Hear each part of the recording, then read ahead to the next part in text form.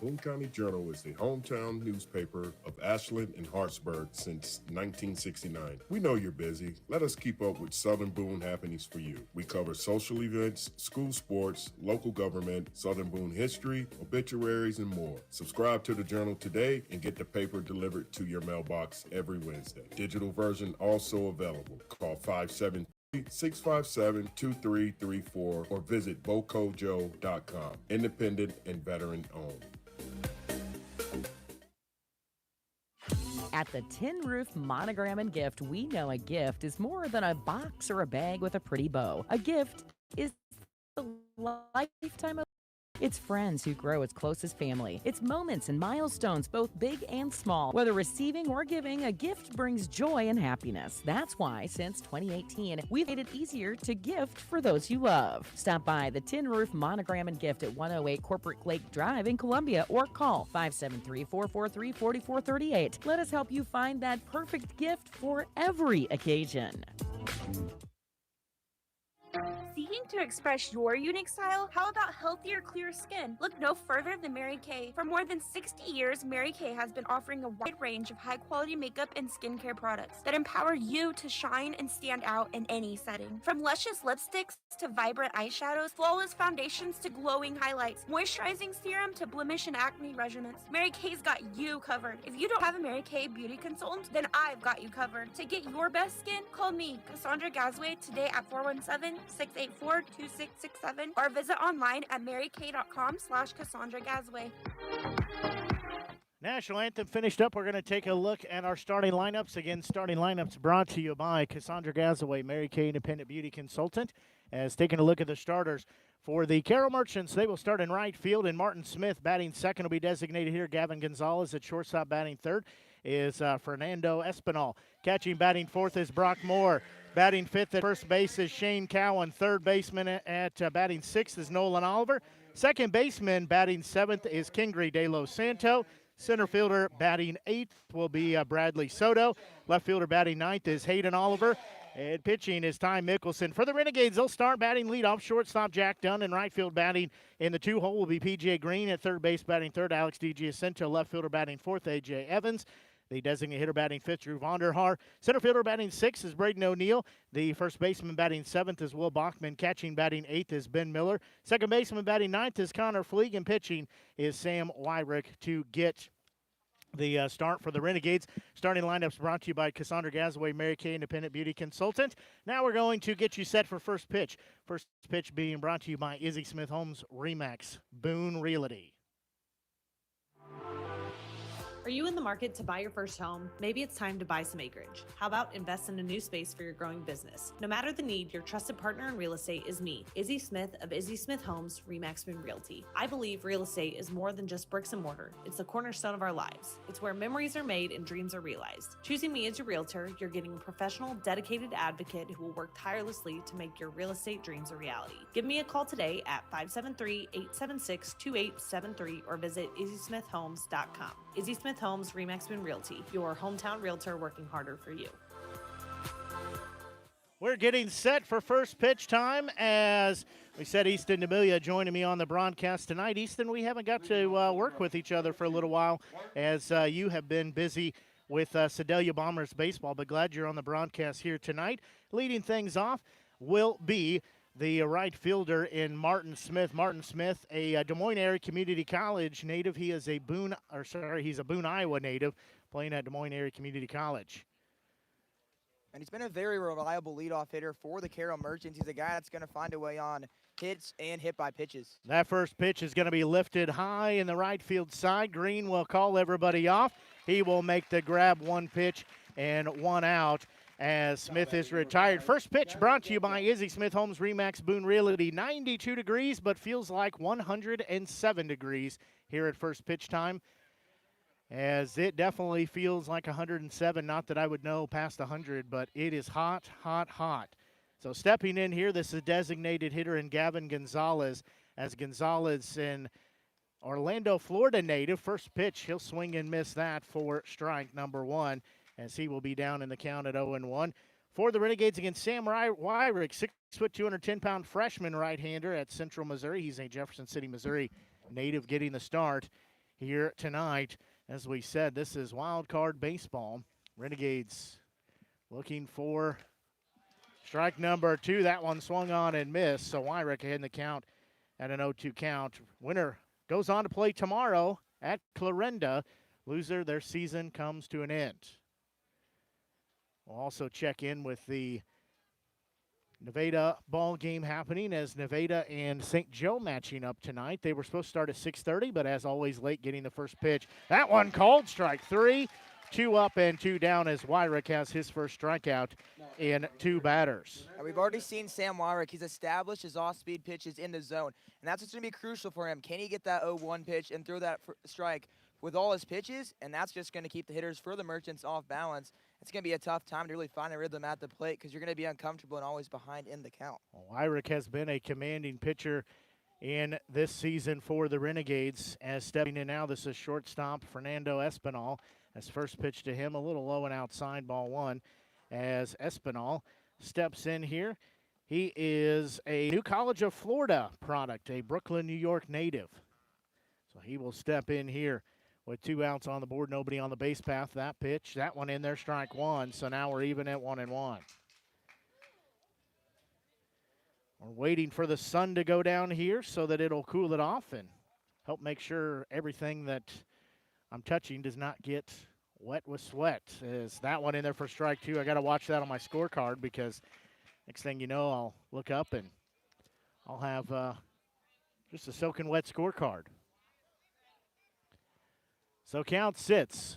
1 ball, 2 strikes. Wyrick looking in. Next pitch, that one a little high and inside. Now we're even at 2 balls, 2 strikes, trying to catch him on that inside part of the plate. We're pulling out all the stops tonight, too, is I've got an iPad. I brought my lunchbox, but it's full of ice packs to put on the iPad to keep it from overheating.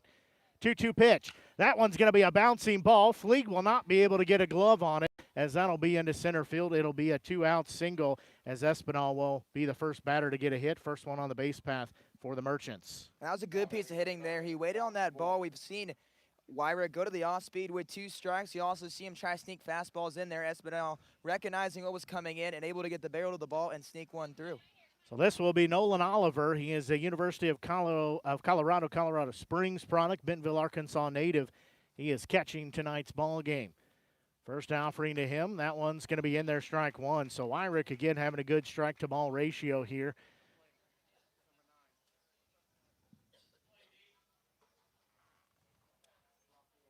Who did I say it was?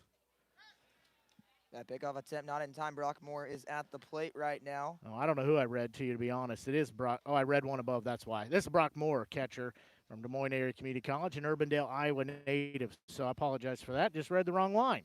So I had the right player, not the right information. That pitch, that one's going to be just a little bit high, so count even at 1 ball, 1 strike. It's easy to do here. Again, we said it's a very hot day here at the ballpark. We'll update you as we go along, too, of that other game at St. Joseph, Nevada Griffins and the Mustangs matching up. That one in there, strike 2. So count sits 1 ball, 2 strikes. And you can just see the posture right now as Sam. He's so confident right now. Wyrick has commanded all his pitches, and we'll see if he's able to get his second strikeout here. So he will look in. Again, count sits 1-2. Runner's going to break for second. That pitch was a little low throw to second. Is not quite in time as it'll be a stolen base. Espinal will have a stolen base, first one of the night. Count even at 2 balls and 2 strikes.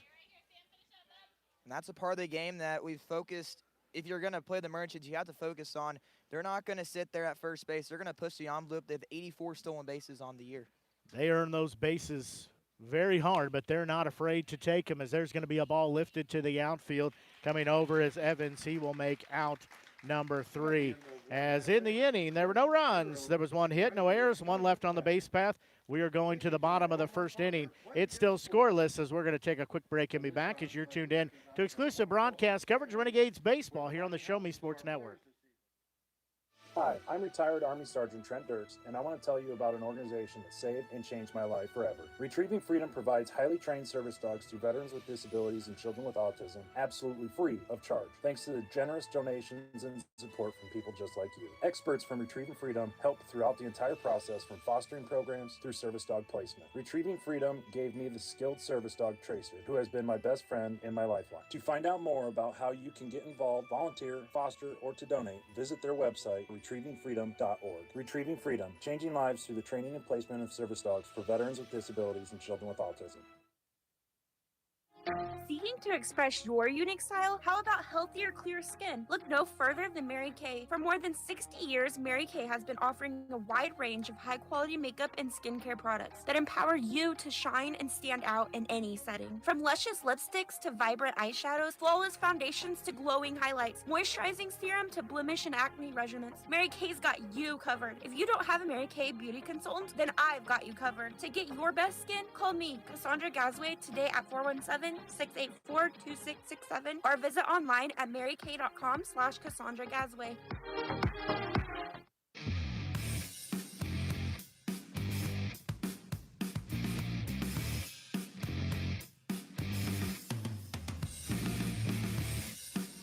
Well, Renegades come to bat here.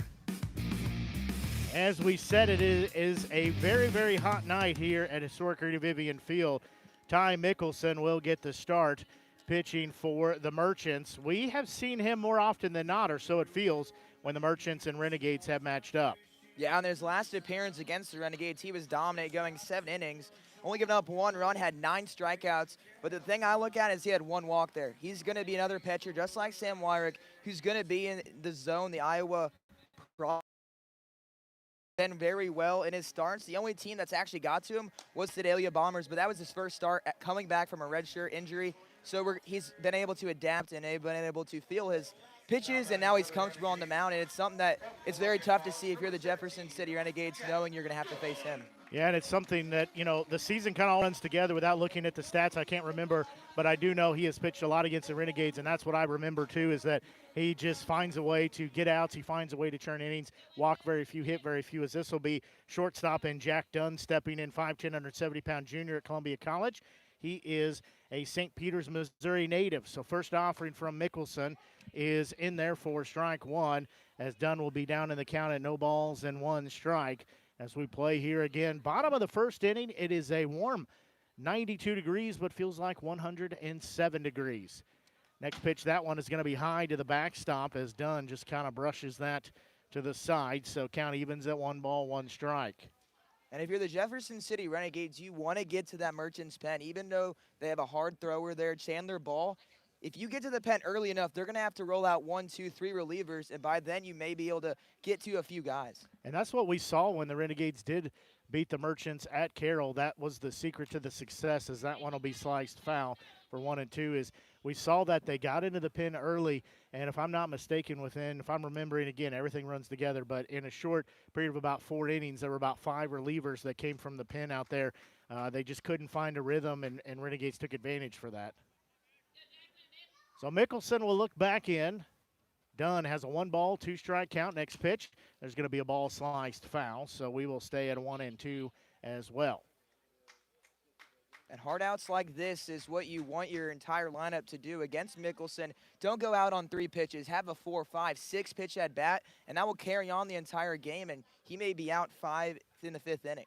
I don't know what his pitch total will be, where they would think about it. Is that one fouled off? But really, you know, there's some very synonymous things with baseball. One of those, if you can get those long at bats, that does churn in the pitcher's total rather quickly. And we saw that a few nights ago, as there was about a 30-pitch difference from the starter of the home team and the starter of the visiting, because they got into the pitch totals quickly. So that one upstairs, that one evens it out at 2 balls, 2 strikes. Again, this upcoming pitch, this is pitch number 7 at the at-bat. To give you the context for Wyrick, he faced those 4 batters. He threw 14 pitches. So just in 1 batter, Mickelson is halfway to that total. There's going to be a bouncing ball, third baseman charge, hard charge. He'll throw, and they say it's not in time. Dunn has an infield single. He will be at first base. Renegades looking to make advantage take advantage of that, put some runs up early. Yeah, and that's a very tough play for Nolan Oliver over there at third base. He charged directly in, and he's playing so far back, it's basically a bunt. That was a two-strike bunt, and it worked to perfection there. And I feel like we're kind of feeling the same vibes of last year's game. It was a 1-0 final, and I feel like you have to score that first run, and that's going to boost your entire team, and you're going to give you more confidence for your starting pitcher. Now this will be right fielder P.J. Green, 6'2", 195-pound freshman at Mizzou. A Tyrone, Georgia native. He'll show bunt. He'll lay it down that third base line as there'll be no play, as he will be safe at first base as Mickelson takes a tumble as he tries to field that. Green lays down the perfect bunt. 2 runners on, nobody out. Yeah, I've always said when you watch baseball and the pitcher fields a bunt and he goes to his butt, it was a perfect bunt because there's nothing you can really do. The third baseman had no play there since he was playing too far back, and that's one you just kind of got to eat if you're the starting pitcher. Well, he did. He took a tumble, as I said. He's okay, but he took a tumble there. And we'll have 2 runners on with nobody out as DiGiacinto. That's Alex DiGiacinto, the third baseman, stepping in. 6', 190-pound freshman at Missouri S&T, a Richmond Hill, Ontario, Canada native. And you also kind of want to go back to that and tell Mickelson to not touch that. There was not really going to be a play at first base. You kind of hoped it hit that lip and rolled foul if you're a Merchants guy. But he touched it. It was in fair territory. Now we may see another bunt from D'Amelia.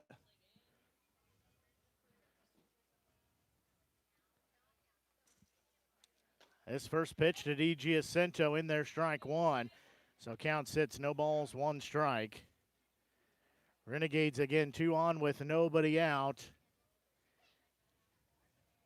They would like to get on the scoreboard first. That pitch down central, strike 2. So DiGiacinto now has to protect the plate. He's 0-2.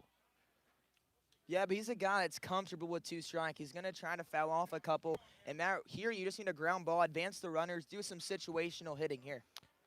Which he has done a great job all season of that. There's going to be a pitch. That one is going to be hit into right field. It's fouled off way out of play. So we'll stay at an 0-2 count. That foul ball is brought to you by Happy Feet Unlimited reflexologist Brenda Hofstetter. And the Renegades able to be very selective at the plate at the same time, foul those hard pitches off, and that's what's carrying them so far into this ball game. So count sits, no balls, 2 strikes. DiGiacinto will step back in. He's done a great job playing at third. He's been there most of the season. He's been in the DH role as well when he's not playing on the field. So count sits, no balls, 2 strikes. Mickelson's next offering. There's going to be a ball popped in the air as that one will be foul territory. Catcher coming over. He'll make the snag. That is more for out number 1. That is not what the Renegades wanted to do. No, it is not, but that is a great play there by the catcher, Brock Moore. Here at Vivian, you don't have much room, so him being able to anticipate that is a possibility of being in play, where Carroll's, you have a plethora amount of room. It goes all the way basically to the back of the stands. He was able to see the net. It just cleared the awning, and he was able to make the play. Yeah, historic Ernie Vivian Field does have one of the shortest backstops in the MINK League, as now this will be left fielder in A.J. Evans, 6', 195-pound freshman at Jefferson College. He's an Ashland, Missouri native. 2 on with 1 out. First pitch, he's going to slice that one foul and out of play for strike 1. And it feels like sometimes when you're in Carroll, those ones are somehow in fair territory. Foul territory, but able to be played. Yeah, it is a long backstop there. Probably the longest one that I've seen this season was at Fort Scott, where he had to go play over there against the Nevada Griffins. That one seemed like that was a mile back there. There's going to be a pitch lifted again on the third base side. That'll be out of play and over near the concession stand for strike 2. But we've already seen that's a difference right now from playing in Carroll, Iowa, is most likely that's actually a catch there down that left line. But here it's a foul ball, and Evans gets a new life. Yeah, the fence is also quite a ways set back there at Carroll. So count sits, no balls, 2 strikes. 1 out on the board. Next pitch, that one way outside. Evans does not chase after that.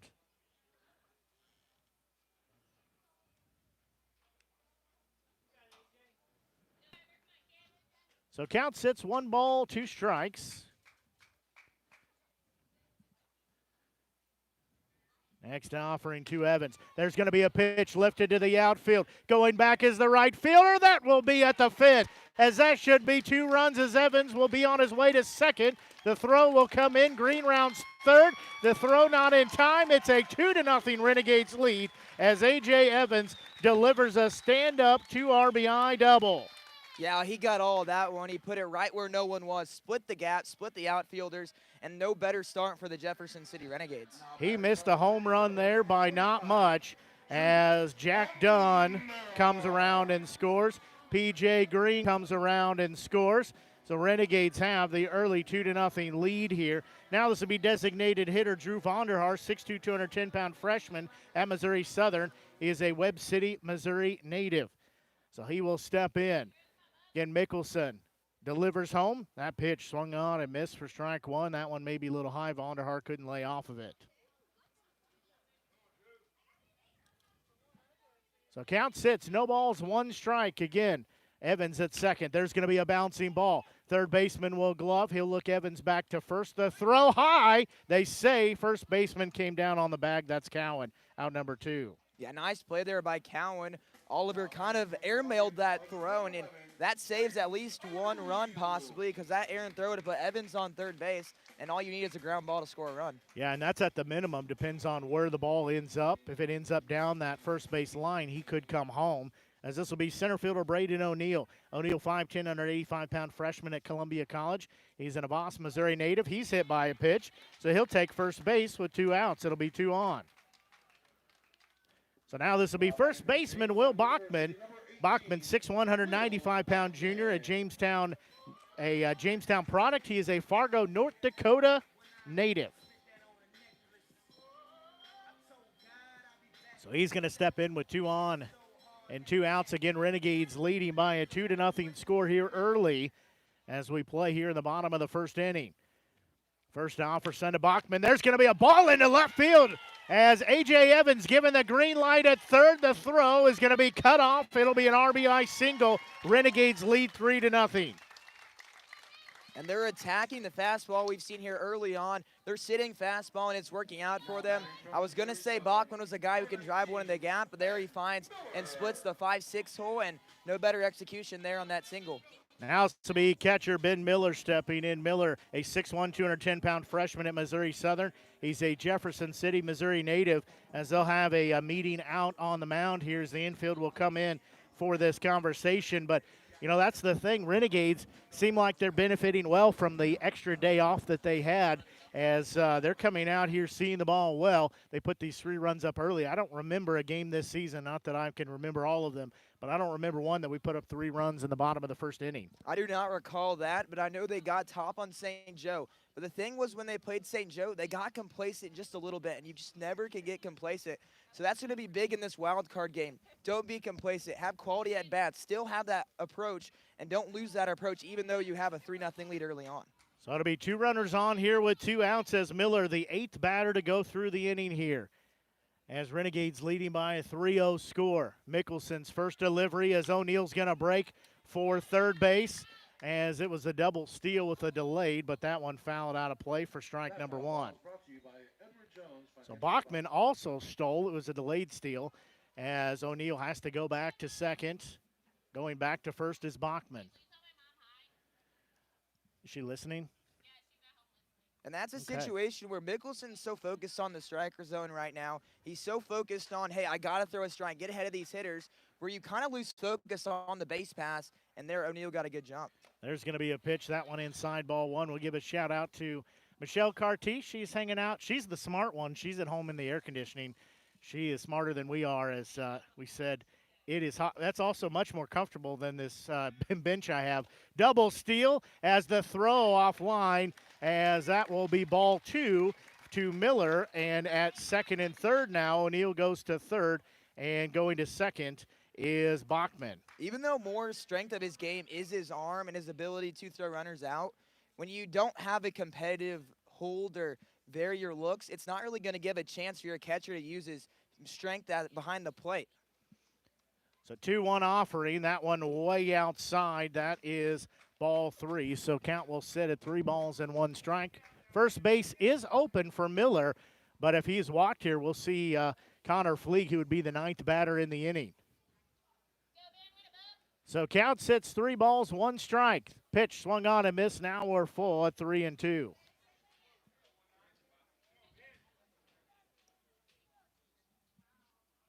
Mickelson bends at the waist and looks back in.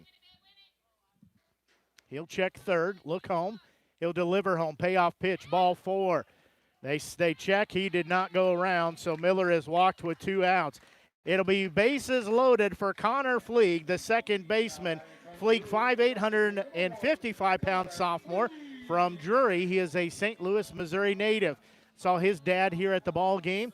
Be nothing prouder than to see his son get some RBIs here. Yeah, and this is a big situation where we already see the Merchants go into the pen here early on. Mickelson not able to get through the first inning. 9 batters are about to come up in the first inning, and I don't know if D'Amelia or the Renegades expected this, but it is what it is, and now the Merchants are going to have to go to the pen very early and have to go to that pen, and if they're able to even win tonight, it may set them up for a long road tomorrow. Well, like I said in our pregame show, one thing that helped out the Renegades, we had to do that doubleheader ball game, and we forewin our regular season finale here at home against the Mudcats as they matched up, and we did a doubleheader there at Chillicothe. Not ideal. Nobody wanted to play 2 games, but we wanted to get those 2 games in, so that's what we did. And Renegades got a complete game from starting pitcher and lock, and then they just needed 2 gross close, and I'm blanking on who came in relief. Oh, Connor Head, that's who it was. So needed 1 in game 1, needed 2 pitchers in game 2. We were joking on the bus on the way up. Head coach Mike D'Amelia had said, you know, if we get 2 complete games tonight, he's like, I'm buying food for everybody after the game. And we still did that because we were close to getting the 2 complete games in there, which was not on the radar that would happen, but that's just kind of the performance that we got out of the guys. They knew how to rise to it. Yeah, and I guess it was more of a fatigue situation because we saw him bring out water there for Mickelson, where health is the priority of the athlete. So we saw him get a little break there of action and get some water real quick. First offering here to Fleeg, that one in there, strike 1. So they did bring him water, but that does count as the 1 visit that you get to the mound from the coach. The second one, he's got to come out regardless of if you want him to or not. 0-1 delivery. That one sliced, foul. Count will be 0-2. Now we've seen Fleeg be successful with 0-2 counts. Well, he's going to step back in here. Again, count sits, no balls and 2 strikes. Bases loaded with 2 outs. Renegades leading by a 3-0 score. Mickelson will take a deep breath. He'll set. He'll deliver home. There's a bouncing ball to third. Third baseman charging. The throw to first. It just got Fleeg in time for out number 3. Didn't get it by much, but just enough as that ends the inning. In the inning, 3 runs on a total of 4 hits, no errors, and the bases were left loaded. We go to the second inning. Renegades leading by a 3-0 score. We'll take a break, and we'll be back as you're tuned in to exclusive broadcast coverage. Renegades baseball here on the Show Me Sports Network.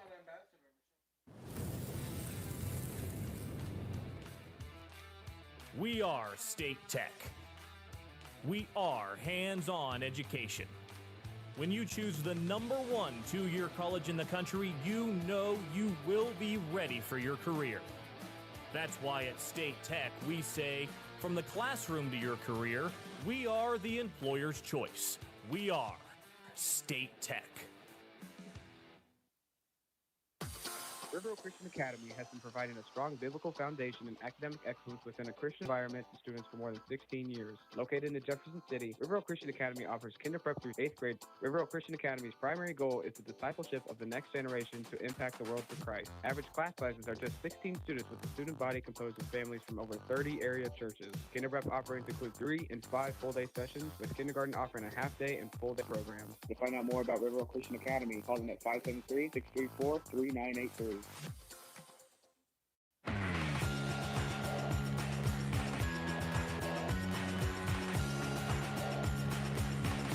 Well, the Renegades do work as they put up 3 runs there in the bottom of the first inning. They lead by a 3-0 score. Wyrick comes out and ready to pitch here in the top of the second inning. We kind of talked about it briefly. You know, it's a hot, hot night here at the ballpark, and we saw that with Mickelson as they called time. Coach came out, brought him some water. He was out there for a pretty extended period. He went 29 pitches, more than double what Wyrick took through the top of the first inning. Yeah, and nobody likes the 3-run lead more than Sam Wyrick right now. He got a little break there in the shade, got to get hydrated. He also now can just continue to fire strikes in there without really a thought of, oh, okay, this one pitch can change the entire game. Right, it definitely gives him some room to work with, as this will be first baseman in Shane Cowan, a Dakota Wesleyan University product, a Windsor Junction, Nova Scotia. As perfect, thank you. As that pitch, that one, I don't know if that was a ball or strike. I was too busy looking at the water. Tom, was that a ball or strike? Okay, so that was ball one. This one also inside, ball two, so count sits 2-0. We're making sure we're staying hydrated here too, because like we said, it is a hot, hot night. So count sits 2-0. That pitch, that one is low, ball three. And it'd be a big spot here if the Merchants are just able to get one and cut that deficit to 2. Just kind of a rally the troops scenario and says, okay, we still have 7 more innings to play with. Let's get this job done. That pitch in there, strike one. So count sitting 3 balls, 1 strike.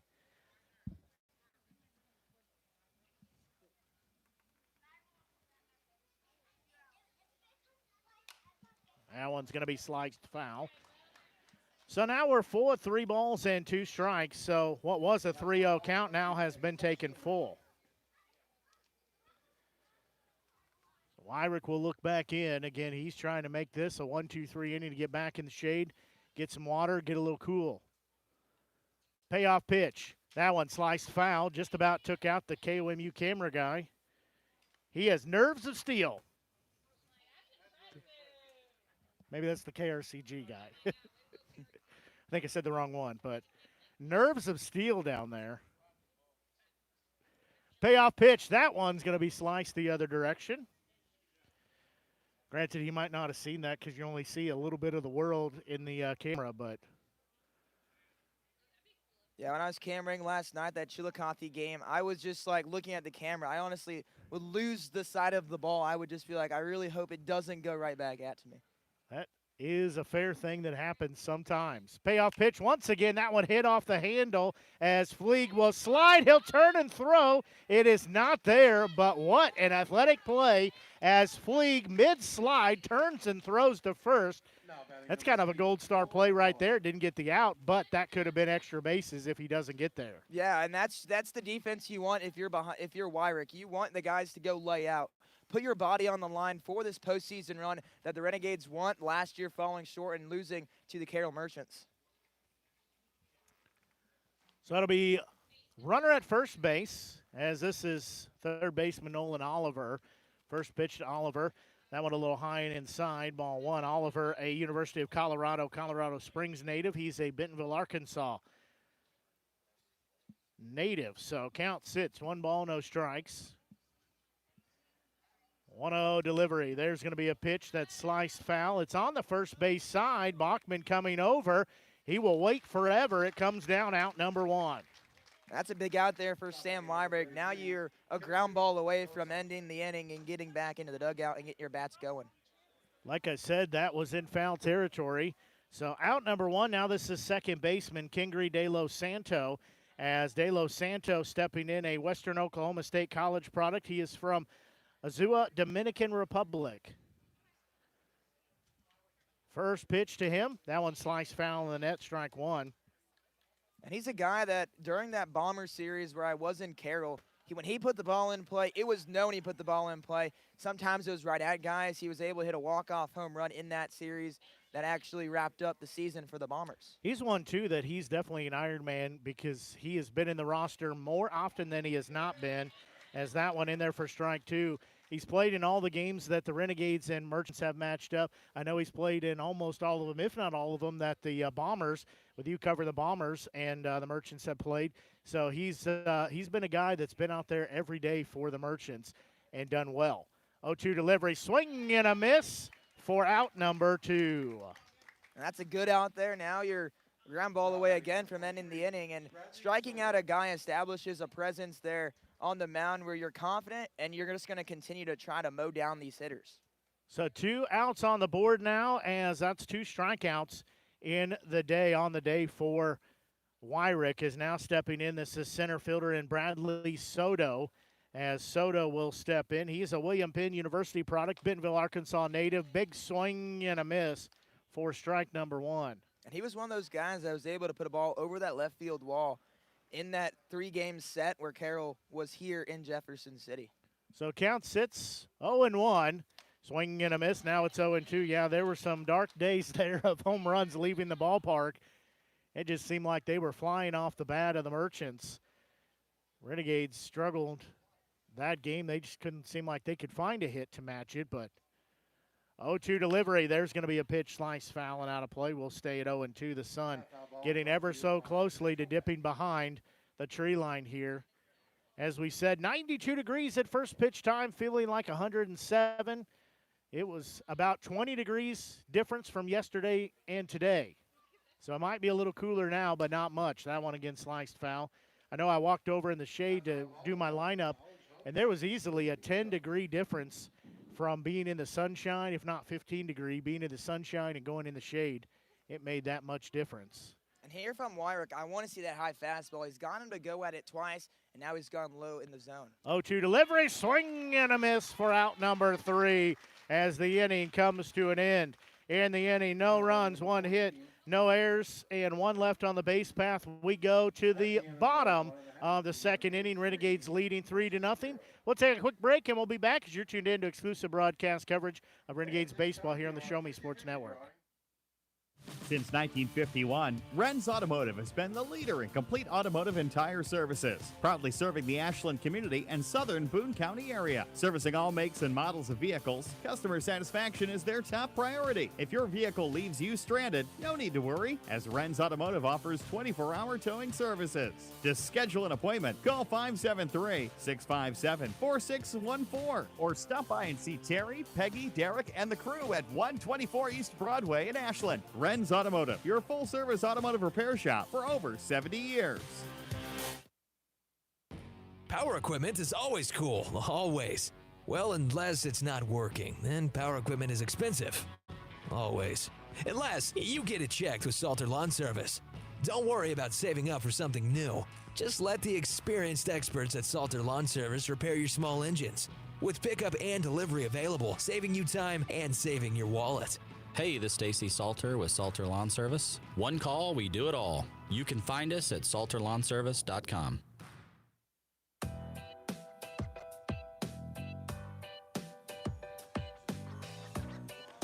We go here to the bottom of the second inning. Again, Renegades lead by a 3-0 score. That's also been a key to the success for the Renegades, is if they can find ways to get runs early. They already continue their tradition of scoring runs with 2 outs on the board. But if they can find ways to score runs early, good things happen. As we'll start right back where we started last inning at the top of the lineup. And shortstop Jack Dunn, he got things started with a single.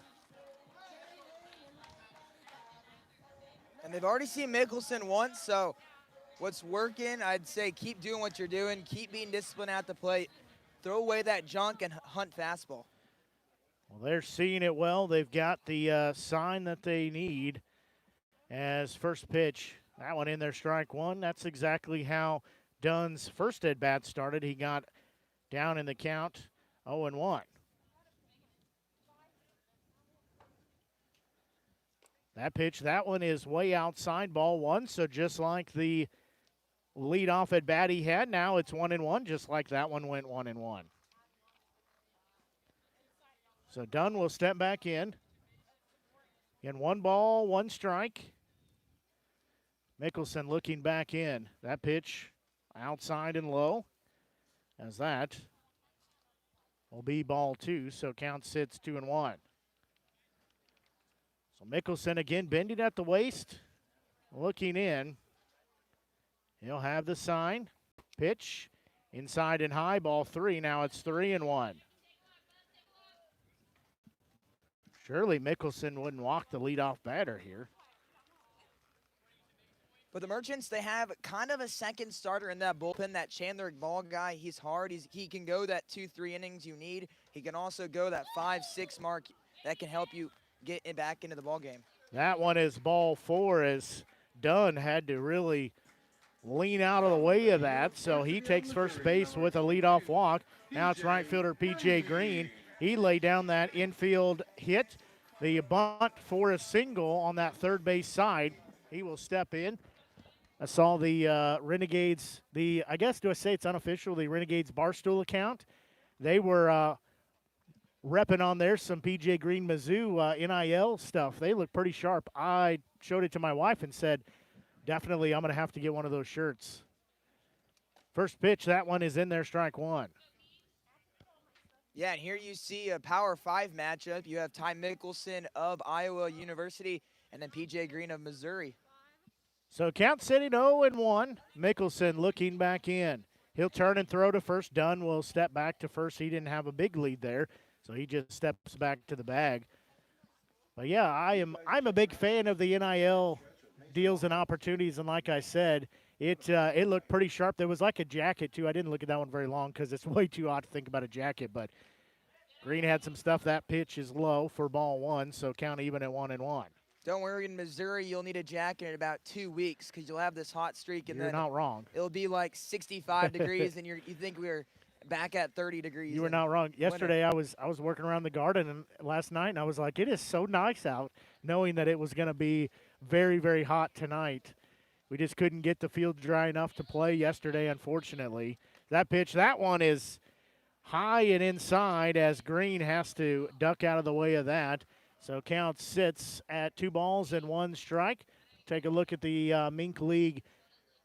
Guess they're calling it the semifinals game. So barn burner at St. Joseph. It is Nevada Griffin, St. Joseph Mustangs tied up at 0 in the top of the 6th inning.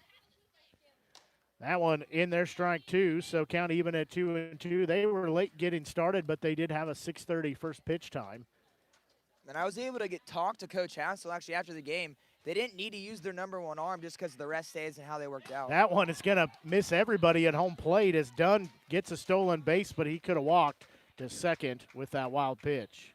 And it's in those situations where in summer ball you're kind of still, you don't want to rush a guy back to a start, whereas if you're in the spring season, obviously you would be wanting to. But here they're getting a good start from their starting pitcher, Jennings, and then they could probably get a good 1-2-3 out of their relief pen. Well, they made good work last night of the Mudcats as they got the 4-1 victory over the Mudcats last night. That was we were supposed to play obviously last night too. Mother Nature changed that. Payoff pitch. There's going to be a bouncing ball. Third baseman will take the hop. He'll throw to first in time to get out number 1. I know there was some discussion about if they should move both games back or what they should do. They should move tonight's game for the semifinals round back. So we kind of get mismatched, but we had a good excuse. The field was not flooded, but it sure felt that way the rain was coming down. So this will be third baseman Alex DiGiacinto stepping in. And it can also be something we look at when we go to that championship series. Did you benefit from that day off, or did you have to play 4 days in a row, and that was just very tough on your players? Right. It could go, it could go both directions. So 1 out on the board, runner at second. First pitch to DiGiacinto, swings and misses, strike 1. You know, that's the thing, too, is that on one hand, from a pitching perspective, it helps you because you get an extra day off. So that could be the difference between getting 2 or 3 more pitchers back and not.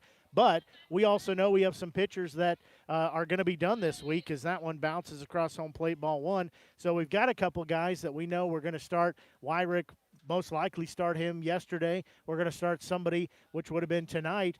Those are guys that we know, unfortunately, are going to be done after the middle part of this week. They're going to have to be per coach's order, per whatever. They're being stopped, so we don't have their arms anymore. So that can also affect that.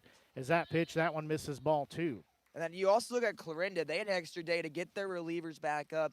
Maybe a starter gets now an extra day that he wasn't even prepared for, and now he gets to rest a little longer and get maybe more nutrition, more recovery into his system.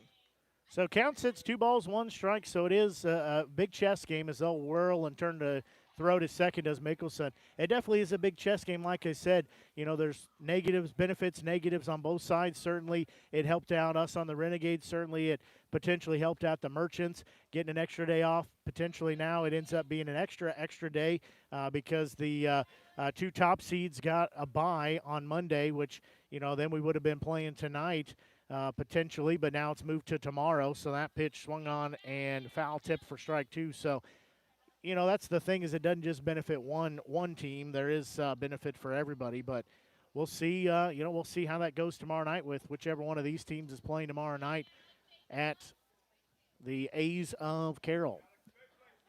So County even at 2 balls, 2 strikes. Again, Dunn takes the lead at second, not really holding him on there. There's going to be a pitch that is sliced foul on the first base side. That'll be out of play. County evens at 2 balls, 2 strikes. That foul ball is brought to you by Jefferson. I think anytime you can hold the Mustangs to no runs and you're in the 6th inning, I think that's a pretty good day.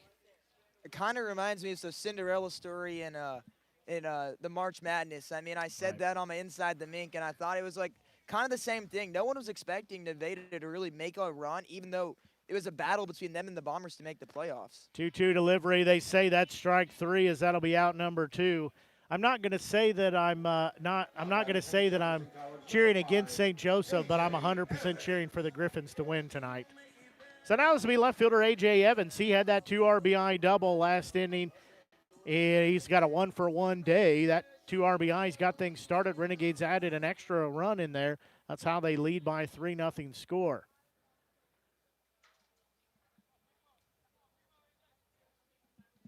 First offering here. That one down central for strike 1 as count sits. No balls, 1 strike.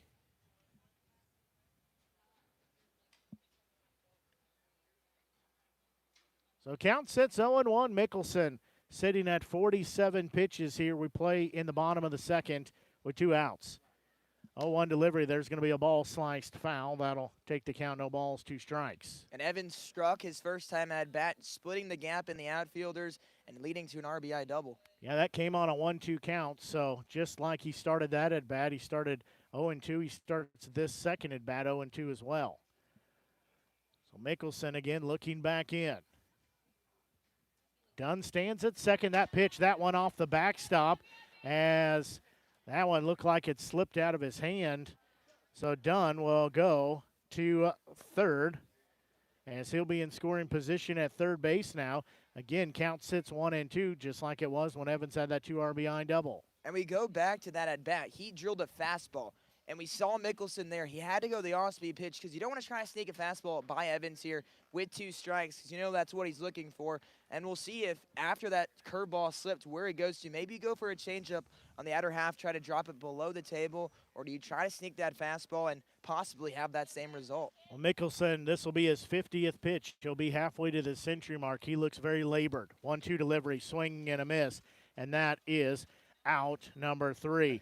So in the inning, no runs. There were no hits. There were no errors. 1 left on the base path as Renegades lead by 3-0 score. We'll take a break and be back as you're tuned in to exclusive broadcast coverage Renegades baseball here on the Show Me Sports Network.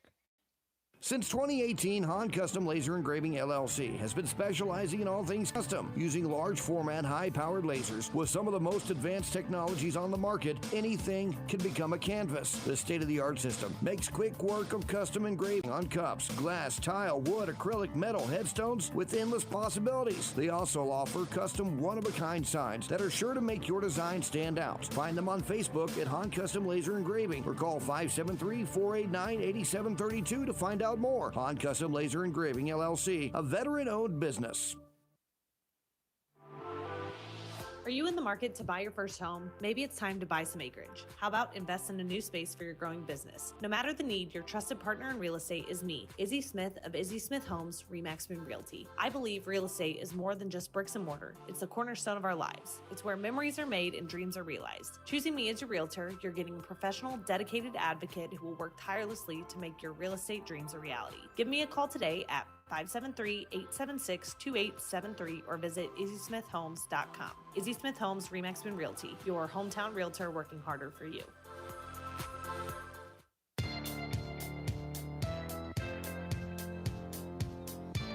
We go here to the top of the third inning. Wyrick comes out, pitch his third inning here. He's sitting at 33 pitches. He has had 3 strikeouts. He's walked none. He's only given up 2 hits. He stranded both those runners, so no runs across. And he's hit none, so he is having himself a good start to playoff baseball here. As this will be 9-1 and 2 due up. Left fielder Hayden Oliver will step in as he will lead things off. As Oliver, a Fort Scott Community College product, he is a Bentonville, Arkansas native. So Wyrick will look back in. First offering will be headed home. There's going to be a ball lifted foul and out of play for strike 1. This count sits 1 ball and no strikes. And Oliver's a guy that has speed, and we've seen him this season. J.D. Martinez has turned to him in the later innings to be a pitch runner, so he's a threat when he gets on the base paths. There's going to be a ball that is going to be a couple bounces to first. That'll be 1 up and 1 down as Bachman says, I got it, boss. As he calls off Wyrick, it ends up as out 1. So now this will be right fielder Martin Smith. He flew out into shallow right field in his last at bat. As that goes back to the top of the lineup.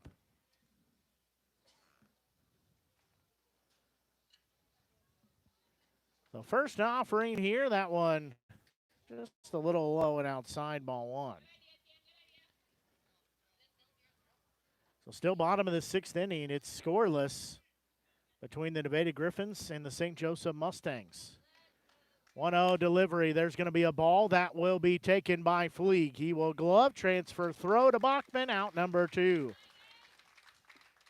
And it's one of those things, though, when you look at that ball game going in the bottom of the 6th inning at 0-0, the Mustangs probably were expecting to run away with it. They've played them 6 times this year. They win that season series 5-1, and that one game was after they already clinched that first spot, so you don't know how really focused in or where they were really going with that ball game. So they're probably really shocked right now. It's 0-0 in the bottom of the 6th inning. I'm shocked that it's 0-0.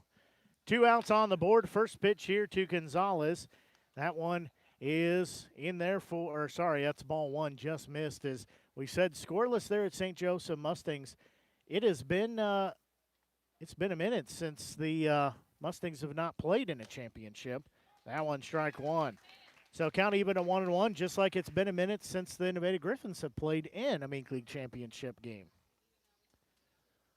But I would never count the Mustangs out, even if they're down 1 heading into the 9th. They're a team you should never be too comfortable against. 1-1 delivery. That one misses, ball 2. Yeah, even if it could be a 10-0 score, and I still wouldn't count them out because the Mustangs just find ways to hang around and be pesky and come back and win ball games.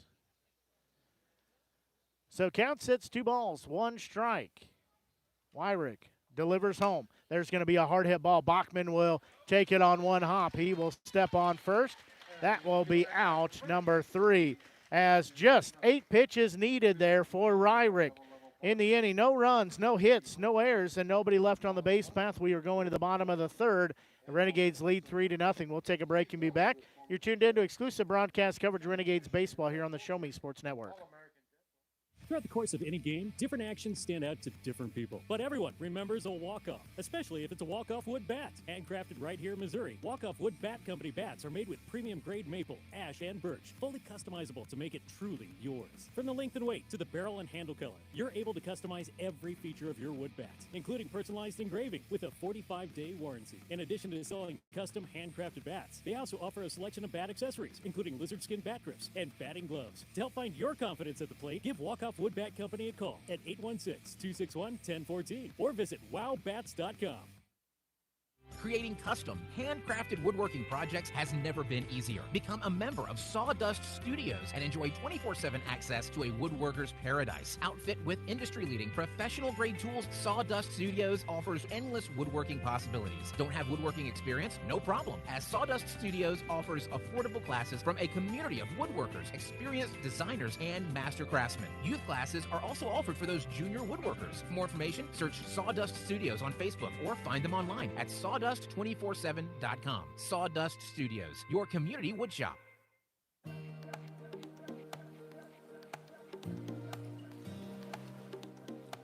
Renegades still leading by the 3-0 score as Mickelson comes out to pitch here in this bottom of the third inning. Renegades will send 5, 6, and 7 due up, as that'll be Vonderhaar, O'Neill, and Bachman are the three that will come to bat here. It's going to be important to continue to have those competitive at-bats. Mickelson was able to get a 0 there in the second inning, but are the Renegades able to add 1 here and just keep adding insurance for their starting pitchers? Then you have a little longer leash for Sam Wyrick, so maybe he gets to that 7-8 inning mark.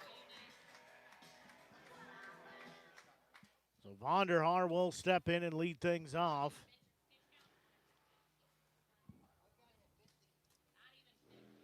I got him at 52. 50 as well, I should say. First pitch, that one is low to Vonderhaar for ball 1. Anytime Tom and me come up with the same total on pitches, that's a good thing. So count sits 1-0. That one in there, strike 1. So now we are even at 1 ball, 1 strike. But you can tell Mickelson settled down on the mound. You've seen him throw strikes now. He's starting to get his confidence back up, and he's finding command with the off-speed and the fastball. Well, that one misses, or sorry, that one in there for strike 2.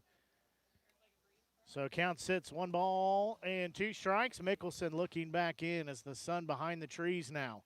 1-2 delivery. There's going to be a bouncing ball as second baseman and De Los Santo will glove. Throw to Cowan at first for 1 out. We did check just a little bit ago on the temperature. It said it now feels like 109. Not sure if I could tell between 107 and 109, but it is just hot, no matter how you slice it. So now it's center fielder Braden O'Neill. He was hit by a pitch his last time up, so he'll step in here. As O'Neill. 4-1 for the team. He'll show bunt. He'll pull it back. Is that one a little chin music by for ball 1? He's a guy that I feel like when he always shows bunt, it's like going at him. Like it's just something where it's not really a competitive bunt pitch. So count sits 1 ball, no strikes. Mickelson bends at the waist, looks back in. He'll have his sign. He'll come set. He'll deliver home. That pitch, that one offered at for strike 1 by O'Neill. Couldn't find the baseball. And we see a defensive adjustment there from Nolan Oliver there at third base. He's now creeping in. He's playing even, and sometimes getting to that grass on that approach step makes it easier to rip one down the line. 1-1 delivery, that one in the dirt. That'll be ball 2. So count goes 2 balls, 1 strike. So we said winner plays tomorrow at 7 o'clock at Clarinda, taking on the A's. The loser, their season comes to an end. They start thinking about fall sports. Maybe some fall ball, maybe just going back to class, whichever comes first. 2-1 pitch, swinging and a miss. Now we're even at 2-2. I don't know. I feel like most of these players, when you get back home, maybe some sleep you got to catch up on. That also probably is on the agenda. You're traveling every day, and it's sometimes hard to sleep on that bus. Count even, 2 balls, 2 strikes. That one is going to be sliced foul. That one caught the catcher on the foot as Moore is smoked by that foul ball on that left foot, left ankle. So they're going to give him a second to stretch that out. That'll give us a chance to tell you, well, we're straight up 8 o'clock here on the Show Me Sports Network. Blake Gazaway here with you, joined by Easton Amelia. Glad you're tuned into our broadcast. Exclusive home for Renegades baseball all season long. We're slowly coming to an end of season number 5 of coverage, as it's been a lot of fun, and we look to make a deep run here in the playoffs for the Renegades. But glad you're tuned in. Don't forget, if you've not done so, we encourage you to click on that subscribe button. We ask you to click on that subscribe button. That'll help us out. That'll help you out. You can find archive games. You can find future broadcasts. You can find all those things on there. Plus, like I said, it helps us out, helps us do the things that we want to do. You can find the archive games back to 5 seasons ago as well. Also, click on that thumbs up, the like icon as well. So 2-2 delivery. There's going to be a ball sliced foul. So we'll still stay at 2-2. But you do both those things. You click on that subscribe button. You click on that thumbs up, like icon. Well, that will one will be ever indebted and grateful to you. But we'll reward you with free Renegades baseball and Merchants baseball here tonight. 2-2 delivery. That one swung on and missed for out number 2. So now this will be first baseman Will Bachman. He had an RBI single in his only other at bat. He stole second as well during that at bat. Then he got stranded out at second base. But we've seen Mickelson, he's grown as the game went along, and now this kind of cool breeze, you don't really feel that fatigue if you have a long inning as these relievers come in the ball game. That first pitch, that one swung on and missed for strike one. Yeah, it's cooled off just a hair, but there is a little bit of breeze coming through. Mainly the sun is not bearing down on you. That's what makes things so hot. I know it gave fits to the computer. I got to go back and listen to see what exactly that was, as that one misses ball one, but it caused it to basically freeze and get stuck in a cycle that took it a second to get that undone. So I'm curious to see what that was, but that one is ball two, so counts it's 2-1, but that just kind of shows how the heat works, and I've got stuff covered up. I've got an ice pack on the iPad and other things just to try to keep them cool, but unfortunately the heat just is so tough on everything and everyone out here. Mickelson's 2-1 delivery. That one is low, ball three, so now it's 3-1. So Bachman will step back in. Again, count sits at 3 balls, 1 strike. Ben Miller in the on-deck circle for the Renegades. 3-1 pitch. That one high, ball 4.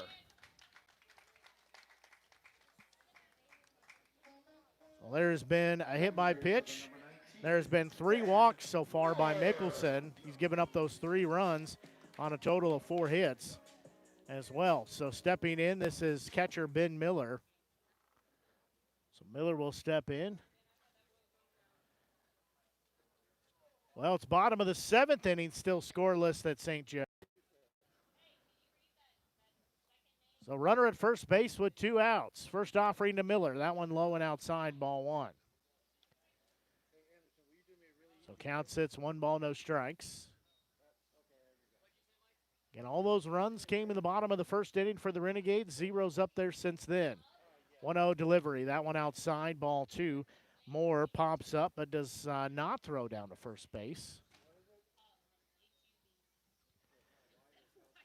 So count sits 2 balls, no strikes. Getting 2 outs to the runner on first. Mickelson looking back in. 2-0 delivery. That one, he will take that one for strike 1. Thought about it, but could not pull the trigger on the bat. So count sits 2-1 here. Next pitch. That one way outside, ball 3. So now it's 3-1. Mickelson sitting at 70 pitches here. His last couple batters, he has got 3-1 counts. He's walked 1. We'll see what he does to Miller. So Mickelson's 3-1 delivery. Low, ball 4. Back-to-back walks. Have runners at first and second with 2 outs. And just adding on that pitch count here, he came in with already almost 50 into this inning, and now he's just climbing that ladder and just going to be out of a pitch count probably by the 4th or 5th inning. Yep, that's exactly what my thoughts were too. Again, sometimes they don't necessarily have a pitch count total like we see a lot in high school where once they get to that, they're done. But that arm's still got to be fatigued. It's hot. He's thrown 71 pitches, and he's been hit around just a little bit. As this will be Fleeg stepping in. First pitch swung on a miss for strike 1. So Fleeg will step in with an 0-1 count. He has 2 runners on, 2 outs. That's traditionally when the Renegades have found some runs. They could use a couple more insurance runs here as they lead 3-0. Mickelson's 0-1 delivery. That pitch, that one's going to be sliced foul into the net for strike 2. So count sits, no balls, 2 strikes. And again, we're turning towards that 9-hole in the lineup to find a way to deliver for the team. Maybe send it to the top with the bases loaded or already a run put on and looking for some more damage. Well, I know over the last couple of 3 game days for the Renegades, Fleeg had a stretch where he was like 5 of 6 or 6 of 7. That one is going to hit the bat behind him. That pitch was behind him and clips the bat. And that's one of those things where you're taught as a young age, bring the bat down when you go down, but you really never think of stuff like I've never seen that happen before. That pitch was behind him and clips the bat for it'll be just basically doesn't count because he's at an 0-2 count, so it stays 0-2. But I can't say I've ever seen the bat. I mean, that was not on his shoulder, but cocked back behind his ear, ready to go, and it clips the bat. 0-2 delivery. That one called strike 3 in the inning comes to an end as Fleek is retired in the inning. No runs, no hits, no errors, 2 left on the base path. We'll go to the 4th inning. Renegades leading by 3-0 score. We'll take a break and we'll be back as you're tuned in to exclusive broadcast coverage of Renegades baseball here on the Show Me Sports Network. Last Sentinel Firearms is your federally licensed and registered Type 7 FFL manufacturer dealer in Missouri, providing quality products to all types of sports enthusiasts, law enforcement, and individuals across the nation. Orders are currently being fulfilled, offering custom-built pistols and rifles from the AR platform made right here in Missouri. Visit their website at lastsentinelfirearms.com or call them at 417-684-7202 to find out what they've got for you. Last Sentinel Firearms, you are your last line of defense.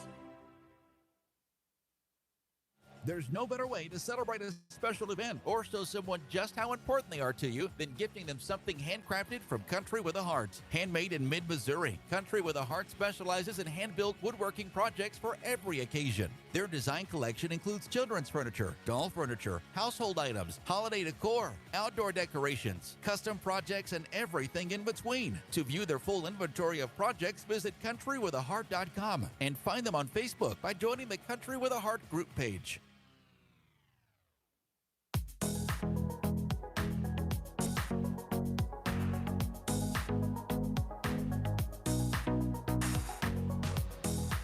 We go here to the top of the 4th inning. Again, Renegades leading by a 3-0 score. As Wyrick out once again. Don't expect to see him exit for several innings as he is sitting at 41 pitches here on his outing.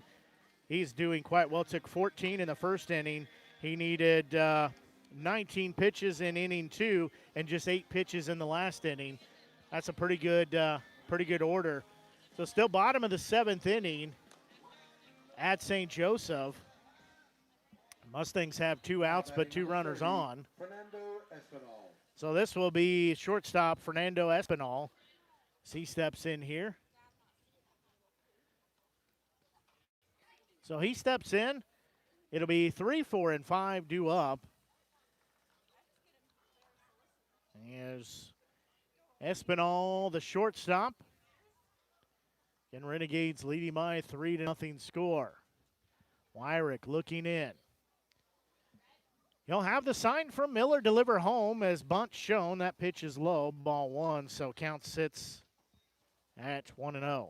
And it's a good sign when you're pitching and keeping the batters off balance. You're already seeing them trying to pull out a card where they're trying to buy a cheap way to get on base. Maybe a bunt, maybe a hit by pitch, something like that to start a rally. There's going to be a pitch that is skied high. Coming over is Fleeg. He will make the grab for out number 1. Now batting number 9, Brock Moore. And just what you wanted, if you're Wyrick, you're settled in and just continue to try to find a way, get first pitch strikes, and that kind of settles the count, and you get pop-outs early in the inning, and you already notice that pitch count. He's well ahead of Mickelson.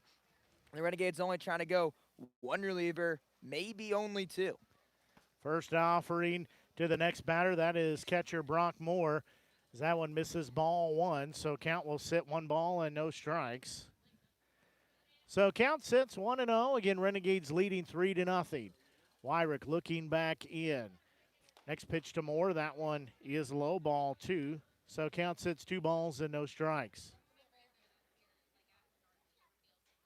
We'll see if we get an update there.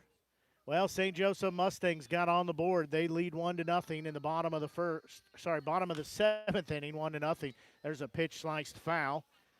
As that one fouled off of Moore's ankle once again. So he took a foul ball off that from O'Neill. Now he fouls that one off of his own ankle. So he is going to feel that very good. It's not going to feel very good on the way home and tomorrow. So count sits 2-1. So again, it's a 1-0 Mustangs lead over the Griffins in the bottom of the 7th inning. So count sets 2 balls, 1 strike. So they give Moore a chance to stretch that ankle out. 2-1 delivery. That one in there, strike 2.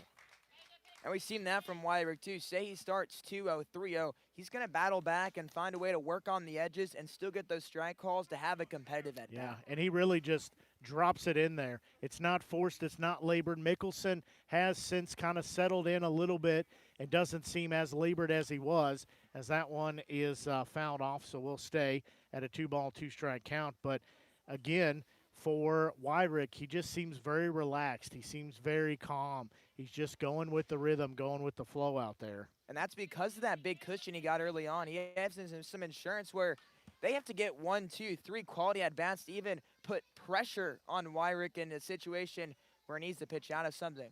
Well, Mike Harbert, the voice of Nevada Griffins, just texted me because I said it sounds like you've got a good game there, as that one's going to be lifted into center field, as that will be just hit number 3 allowed, as Moore will be at first base with 1 out.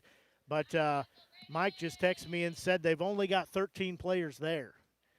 So the fact that they're low on roster and they're only trailing by 1 to the Mustangs shows that they're peaking at the right time and they're coming on, as this will be first baseman Shane Cowan stepping in. And it's really tough to keep guys when they're playing every day for the entire summer. If you play an entire weekend, you're struggling. It's like, oh, it's pretty easy to go pack the bags up. But these are the guys on the Nevada Griffins teams that have been through it. They haven't had many wins, but they've grinded through it. They've now found success, and they go into St. Joe with an opportunity to win the game in the last 3rd innings. That one is upstairs, ball 2, so count sits 2-0. Like I said, for the Renegades, the extra day off is nice, but I know yesterday and today's starters, which is now today and tomorrow, they got to be shut down after their games, so hopefully that won't affect the Renegades pitching roster. 2-0 delivery. That one is going to be popped up to left field. Evans runs in. That'll drop in front of him, as that will be back-to-back hits, have runners on first and second. And that's what the Merchants needed. They need to find a way to put the ball in play for places where the Renegades are not. First hit, obviously, was hit pretty solid there. That just finded a hole. Evans not able to get that close to the line there. So now it's, I think, big and crucial for the Merchants to get at least 1 across here to set them up where they may only need 2, possibly 3 if there's a run given up later in the ball game, where if you're down 4-0, I give you best of luck to find a way to come back. Well, Renegades just a double play out of the inning, as that pitch to third baseman Nolan Oliver swung on and missed for strike 1. So that will go as an 0-1 count. So again, Renegades just a double play away from ending the inning. There is 1 out in the inning with the 2 runners on. 0-1 delivery. He'll show bunt. He'll pop it foul. So count will go no balls, 2 strikes. I think just checking on the iPad, I think my ice pack has worked. It has been warm, but it has not been blazing hot like it has a couple weeks ago. I probably could have fried an egg on the back of the iPad. I did like that, though, when you're in Sedalia. It's enclosed. You really never have to focus on the heat, because it was just weird how it worked out last year, where it felt like every broadcast I did strategically was like 97 degrees, where I'm setting up and I'm sweating, and then like the equipment would be too hot or something like that. I've made it up this year for you for sure. So count sits, no balls, 2 strikes. Wyrick will look at second. 1 out on the board, 2 runners on. 0-2 pitch. There's going to be a bouncing ball, as that will throw to second for 1. Throw back to first. Not a double play, as that was Bachman to Dunn. So it goes as an out at second, as a 3-6 out. Wyrick covering the bag. We almost saw a 3-6-1 double play. Yeah, and that's heads-up baseball there from the pitcher, Sam Wyrick. You just don't watch the play. You try to get involved. There he saw Bachman. That took him way off the bag. He did the correct thing, get the out at second base. And then he has to get there, hustle over there to cover, and almost got the out. And that's the defense the Renegades are going to need if they want a chance to win this all. So now runners on the corners at first and third. First pitch to De Los Santos is going to be hit into right field. Green in foul territory. Won't make the grab for out number 3, as in the inning there were no runs, there were 2 hits, there were no errors, and 2 left on the base path. The Renegades able to get out of the jam as Wyrick put the 2 hits, the runners on, but strands them at first and third. We'll take a break, and we will be back as you're tuned in to exclusive broadcast coverage of Renegades baseball here on the Show Me Sports Network.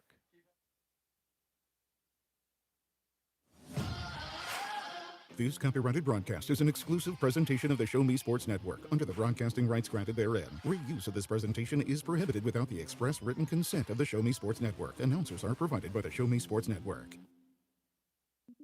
The following public service announcement is brought to you by the Eddie Gaedel Society, Jefferson City Chapter 10, doing little things to make a big difference. Want to make a big difference in your community? Be kind to others, drive safely, and put litter in its proper place. Join us in celebrating Eddie Gaedel's historic Major League appearance as a member of the St. Louis Browns by doing something nice for someone today. Take a walk, Eddie. The Boone County Journal is the hometown newspaper of Ashland and Hartsburg since 1969. We know you're busy. Let us keep up with Southern Boone happenings for you. We cover social events, school sports, local government, Southern Boone history, obituaries, and more. Subscribe to the Journal today and get the paper delivered to your mailbox every Wednesday. Digital version also available. Call 573-657-2334 or visit bocojo.com. Independent and veteran owned.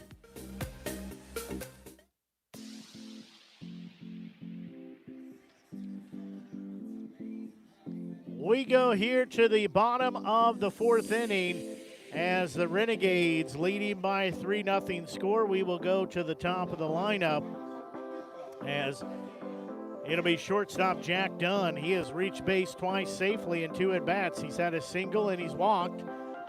So this is his 3rd time through in the ball game. Again, he had a single. He did score. He also stole second. He stole second actually twice, and both times he was at first. First pitch to him, big swing and a miss for strike 1. So Dunn will be down in the count at no balls, 1 strike. Again, 76 pitches now for Mickelson. It does look like maybe there is some action in the bullpen. It's some light stretching down there as that one is low for ball number 2. I know it's really weird to say after you settle in after getting up 3 runs, but he's settled in now. He's finally confident on the mound. Everything I feel like's working for him. So I feel like you have to kind of get to him another time to have success against him. That one in there, strike 2.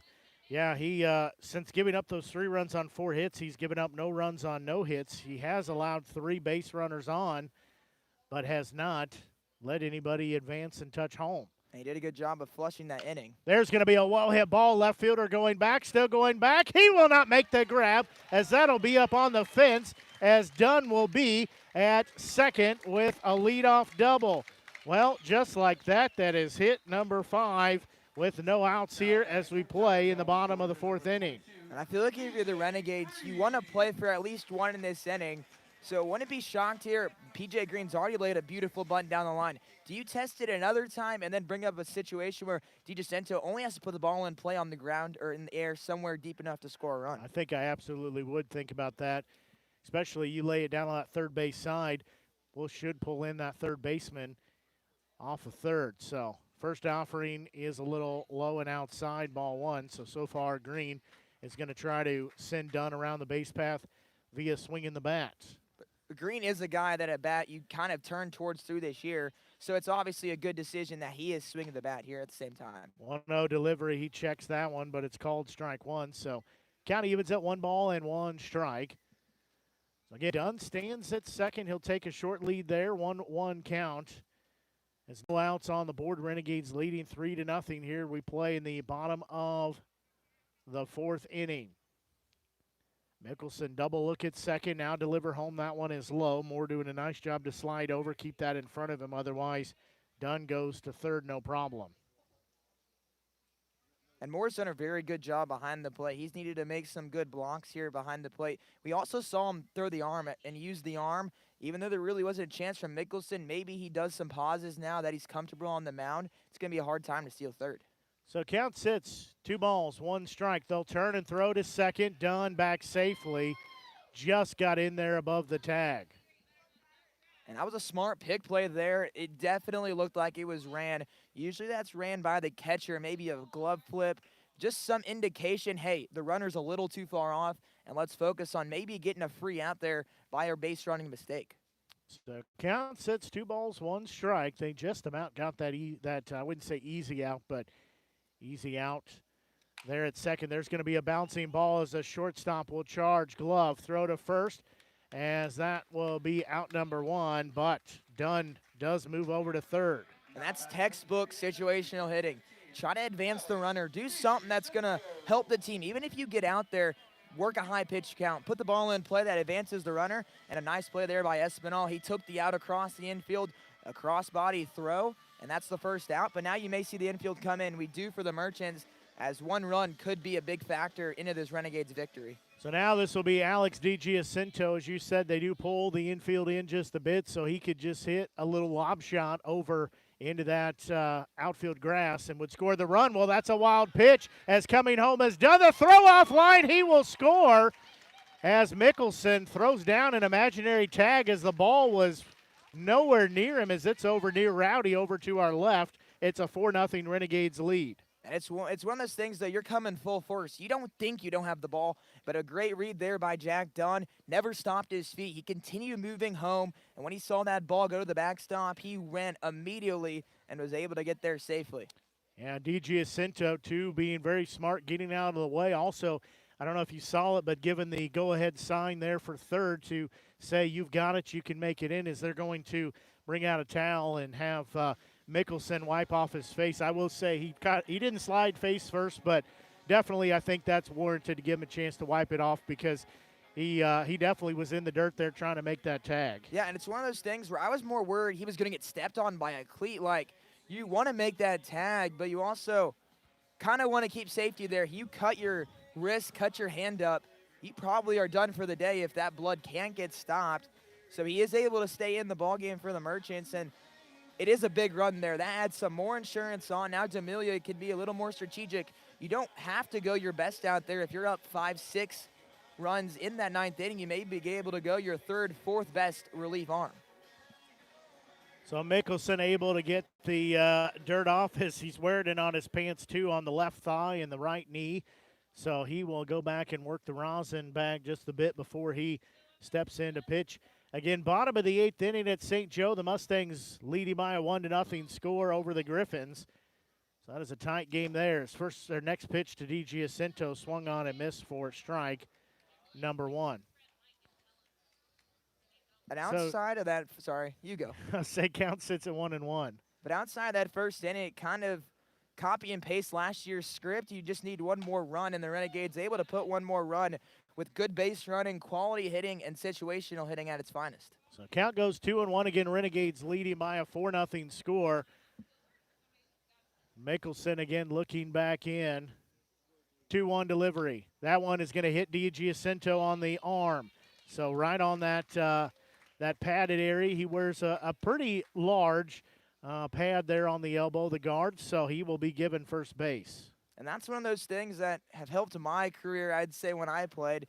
So you're not too scared now to lean over and maybe catch one in the elbow, whereas that could be a game ender just because that can really make your arm go numb, and you're just not the same player. We'll see a meeting here. This will be the second from J.D. Martinez. And now we look back at that play that the starting pitcher, Mickelson, ran in home. It still kind of looks like he shook up from that play, and that might be the reason they're calling to the pen and going to Chandler Ball. Well, this will be his night done as Mickelson at 87 pitches. So that is still a good outing on his part. I mean, he gave up the 4 runs, but I'm not going to take anything away from that. As you said, Chandler Ball coming in. He's an East Georgia State product from Madison, Georgia, but still, despite giving up the 4 runs and a total of 5 hits, that's still it's not the best outing, but it's certainly not the worst outing either. No, but now they go to the pen. Chandler Ball has been a reliable guy on the mound this year for the Carroll Merchants, and they're going to turn towards him where he can possibly go the rest of the ball game. He had a game where he went 5 1/3 innings, gave up 0 runs, 2 walks, 1 hit, and 7 strikeouts. So he's a relief pitcher that has that length if necessary, and they'll turn towards him in a big spot here. I'd say you need a 0 from here on out in order to keep this ball game in a close range where the Renegades just don't pull out and take a commanding lead where it's just too big of a lead. Well, we've seen ball pitched several times as well that pretty much, like I said, we've seen Mickelson every time the two teams match up, and then we see Ball come in a relief effort to pitch every time as well. So he's somebody that, is familiar to us. At least we've seen him a whole lot, or so it feels. And he has he's a kind of a flamethrower there. He's going to heave that fastball in there. It's going to get up on you quick, but he has a kind of a slider that's kind of very kind of underrated. He's able to tunnel it very well where it looks fastball out of the hands, but that last 8 inches coming into the plate, it just cuts there at the very end, and you're swinging over the top of it, and he's getting a strikeout. So that's something the Renegades are going to have to be ready for. They knew they were going to have to face their top 2 pitchers if they were in a situation that it was a close game, and here they're kind of pulled away, but they still have to face the 1-2 punch of the Carroll Merchants. Well, it gets into a chess match of sorts, too, here because, that's the thing that makes, the postseason play so interesting sometimes because you have to juggle that knowing that you can't burn all your pitching today because you might be playing tomorrow or the rest of the week. But then on the same token, you sometimes have to burn all your pitching today because you've got to win the game to play tomorrow. Yeah, everyone's playing for tomorrow. And then if you have a big enough lead, you're, okay, now we can be strategic. Now we can go 3 or 4. And we may see the Renegades do that, but they also could go 1-2 here just to secure this victory because this Merchants team we've seen use the long ball and do some big swinging and finding ways on to get big leads. So D. Giacinto stands at first after the pitching changes. This will be A.J. Evans as first pitch. He's going to slice that one back and foul for strike 1. Like you said, that's the benefit of getting some insurance runs to be able then to maybe throw, as you were saying, somebody a little bit further down the line and gives you that benefit. We saw that. Well, I saw that you were busy with the Merchants and Sedalia Bombers at Carroll. But we saw that as I'll talk about that in a second. Pitch was way outside. D. Giacinto is going to have a stolen base. So D. Giacinto will get a stolen base. Count evens for Evan at 1 ball, 1 strike. But as I was saying, we saw that where Grossclose came in. He was able to, or he started game 2. He got quite a bit of help, of a lead from his teammates. So, head coach Mike D'Amelia could leave him in a little bit longer because if he gave up a few runs, it didn't really matter because they had the cushion to do that. So that's also why they were able to only take 3 arms to pitch those 13.5 innings. You had that luxury. You don't always have that. And a big 90 feet there for Giacinto. A single by Evans puts another one across. So count sits 2-1 now. Again, 1 out on the board. Next pitch from Ball. That one swung on and missed. Evans is even at 2 balls, 2 strikes. And that's that slider I'm talking about. That looks like a fastball in the outer half for the first 57 feet. And then that last couple feet, it's lights out and best of luck swinging at it. So count even at 2-2. Next pitch, there's going to be a ball that is lifted. It's hooking foul. It'll drop foul. So we will stay at a 2 ball, 2 strike count. So Evans has got to come back and pick up the bat as count sits 2-2. Again, D. Giacinto stands at second base. He was hit by the pitch, and then he stole second. That's how he ended up there. And it'd be a gut punch if the Renegades are able to put 1 or 2 more across in this inning and possibly have a 5-6 run lead heading into the second half of this ball game. Renegades lead 4-0 currently. That pitch, that one is low. That's going to get past Moore. D. Giacinto will be up at third base. So now he is just 90 feet away from scoring. So count is full at 3 balls and 2 strikes. This ball will work the rosin bag. So we're full at 3 balls, 2 strikes. Again, D. Giacinto standing at third. The infield in as well. Payoff pitch. That one is low. Ball 4 as Evans is given a 1-out walk. Now runners on the corners. Now to be designated hitter and Drew Vonderhaar. He's looking for his first hit of the day. He's hit into a 5-3 out. He's hit into a 4-3 out. 1 out on the board, though. Both of those would score another run, could score another run here. And it's one of those situations where if you're the Renegades, you want to push that envelope. You want Evans to probably go just so you have a possibility of an overthrow or a scoring position single.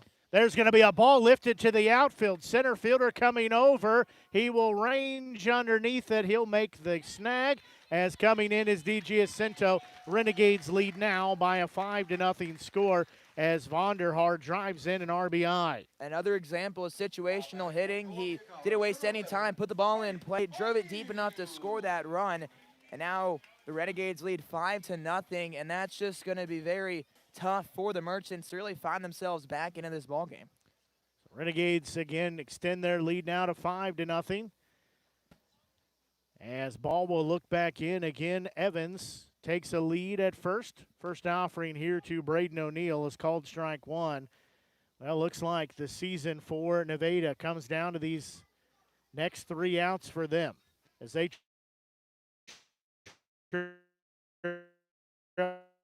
1-0, top of the 9th inning, throw to first. Arms out of their bullpen. Jace Johnson, guy they've looked to in a lot of these 3-out scenarios. He's been a good saver. Diego DeSantiago, they both guys they've turned to that have been very dominant out of the pen. So you know the Mustangs are going to be tough when you enter that bullpen. It is what it is. Count sits 1-1. Yeah, the unfortunate thing too is that he's only got to pitch 1 inning here, so you don't really, you don't burn him a whole lot. He's not going to come and pitch Thursday, but he's possibly going to be back in the rotation pretty quick like. So count sits 2 balls, 1 strike. Next pitch from Ball. That one is going to be sliced foul and out of play on the first base side. Now we're even at 2 balls, 2 strikes. And now again here, you kind of treat it like a starter. You got to have quality at bats to knock Ball out of this ball game, and maybe they had go to a reliever who it's not his day. And then that's where you can capitalize even more and just separate yourself from the Merchants. Well, the Griffins do have a runner on first with hit by pitch, so they do have the tying run at first. 2-2 delivery. There's going to be a ball. That'll get through into left field as that one goes under the glove of the third baseman, as that will be runners at first and second with 2 outs here. And that's a play to Oliver that I don't think anyone makes. That was a bad hop there, to say the least. That just snuck right under his glove. It was a high hopper in the grass, hit like that edge, and just shot down right under a glove. Absolutely. You did a great job describing that. So I don't know if Tom gives it a single. I'm going to give it a single. You give it an error? We challenge. We challenge. Easton and me challenge this. Well, we're going to give it a hit on our book at least, as that first pitch upstairs to Bachman is ball 1. That's the good thing about being the unofficial scorer, is we can score it however we'd like. So 1 out there now, but runner does advance to second. So Nevada Griffins tying run is at second base, but they're down to their last 2 outs. So count sits 1-0. That pitch, that one is in there for strike 1. So how do I describe that is I call it a field error. So it's nothing the players, no hit. I call it a field error in my own book. It's one of those situations where the field helping the batting side. I put it as a hit because I can do what I want. That one swung on and missed for strike 2. But I will change it. So, again, runner at second base at St. Joe, runner at second with 1 out there. We're trying to keep tabs on that. We'd like to see the upset of the Griffins beat the Mustangs. Ball looks in, 1-2 delivery.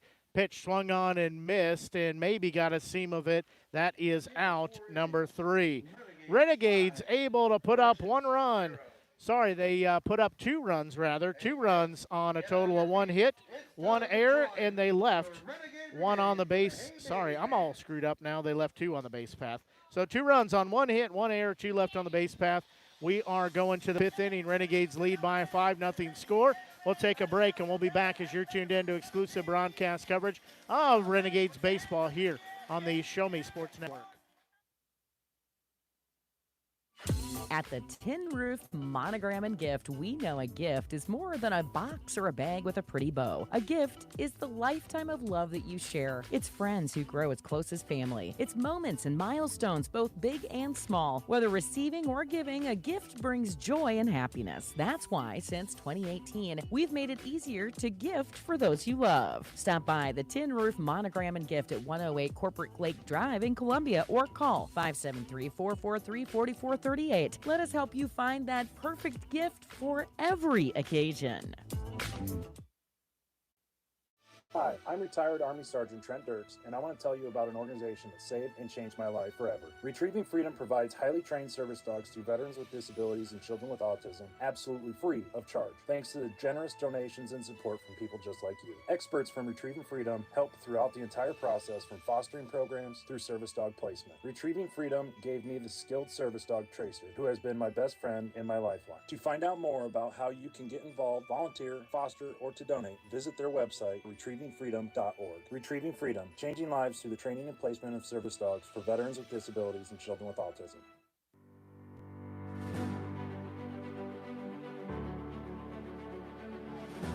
We go here to the top of the 5th inning. Renegades will go to the bullpen here. As stepping in, this will be Cannon Feist. As Feist, 6'4", 220-pound freshman right-hander at Lincoln. He is a Montauk Springs, Colorado native. So he will step in here. So Wyrick's night comes to an end. You know what? Not a bad outing. He gave up no runs, gave up 4 hits.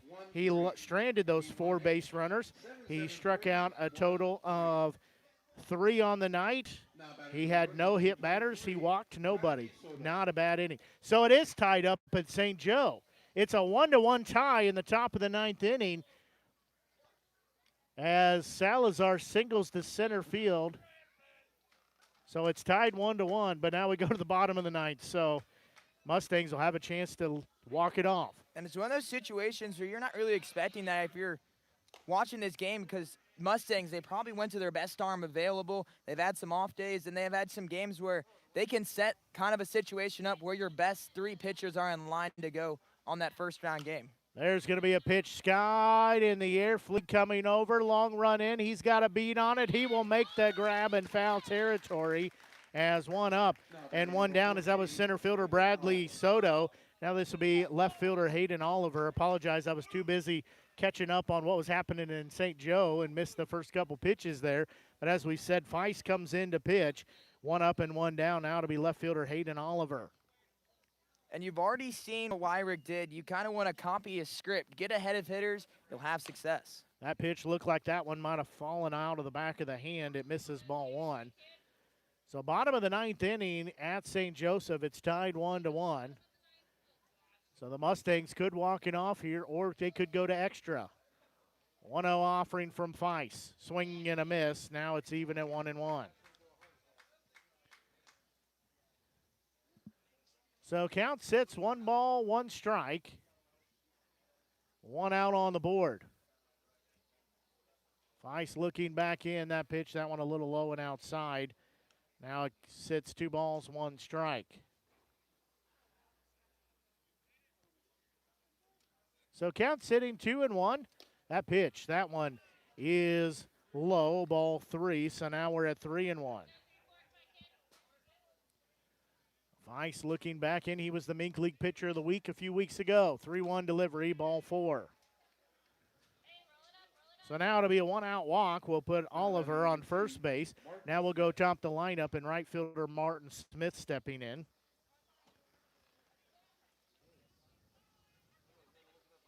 So they do have quite a few substitutions in for the ball game there at St. Joe. As they'll bring in a new pitcher, does Nevada.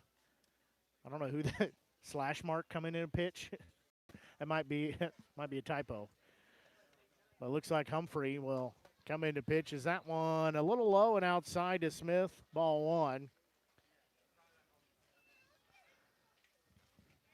So count sits 1-0. I'm pretty sure it's safe to say that everybody's cheering for Nevada. That one in there, strike 1, so count even for 1-1. Mike, you should be giving some updates of the St. Joseph game, because I'm sure people here would like to hear that.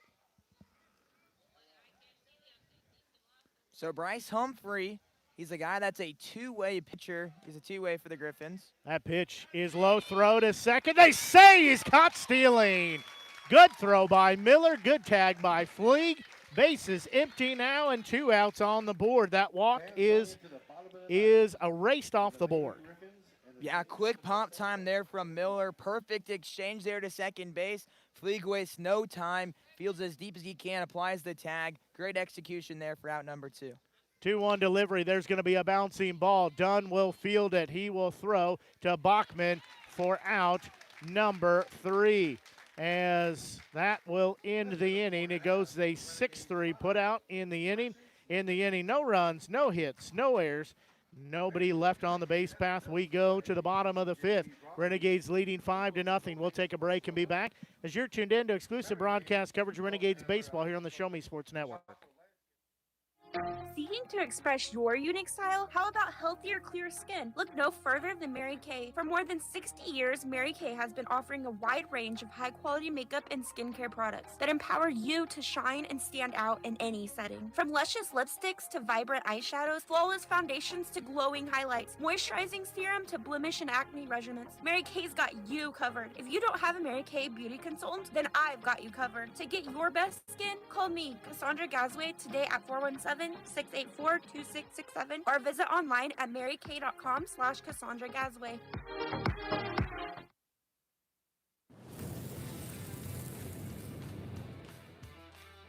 We are State Tech. We are hands-on education. When you choose the #1 two-year college in the country, you know you will be ready for your career. That's why at State Tech we say, from the classroom to your career, we are the employer's choice. We are State Tech.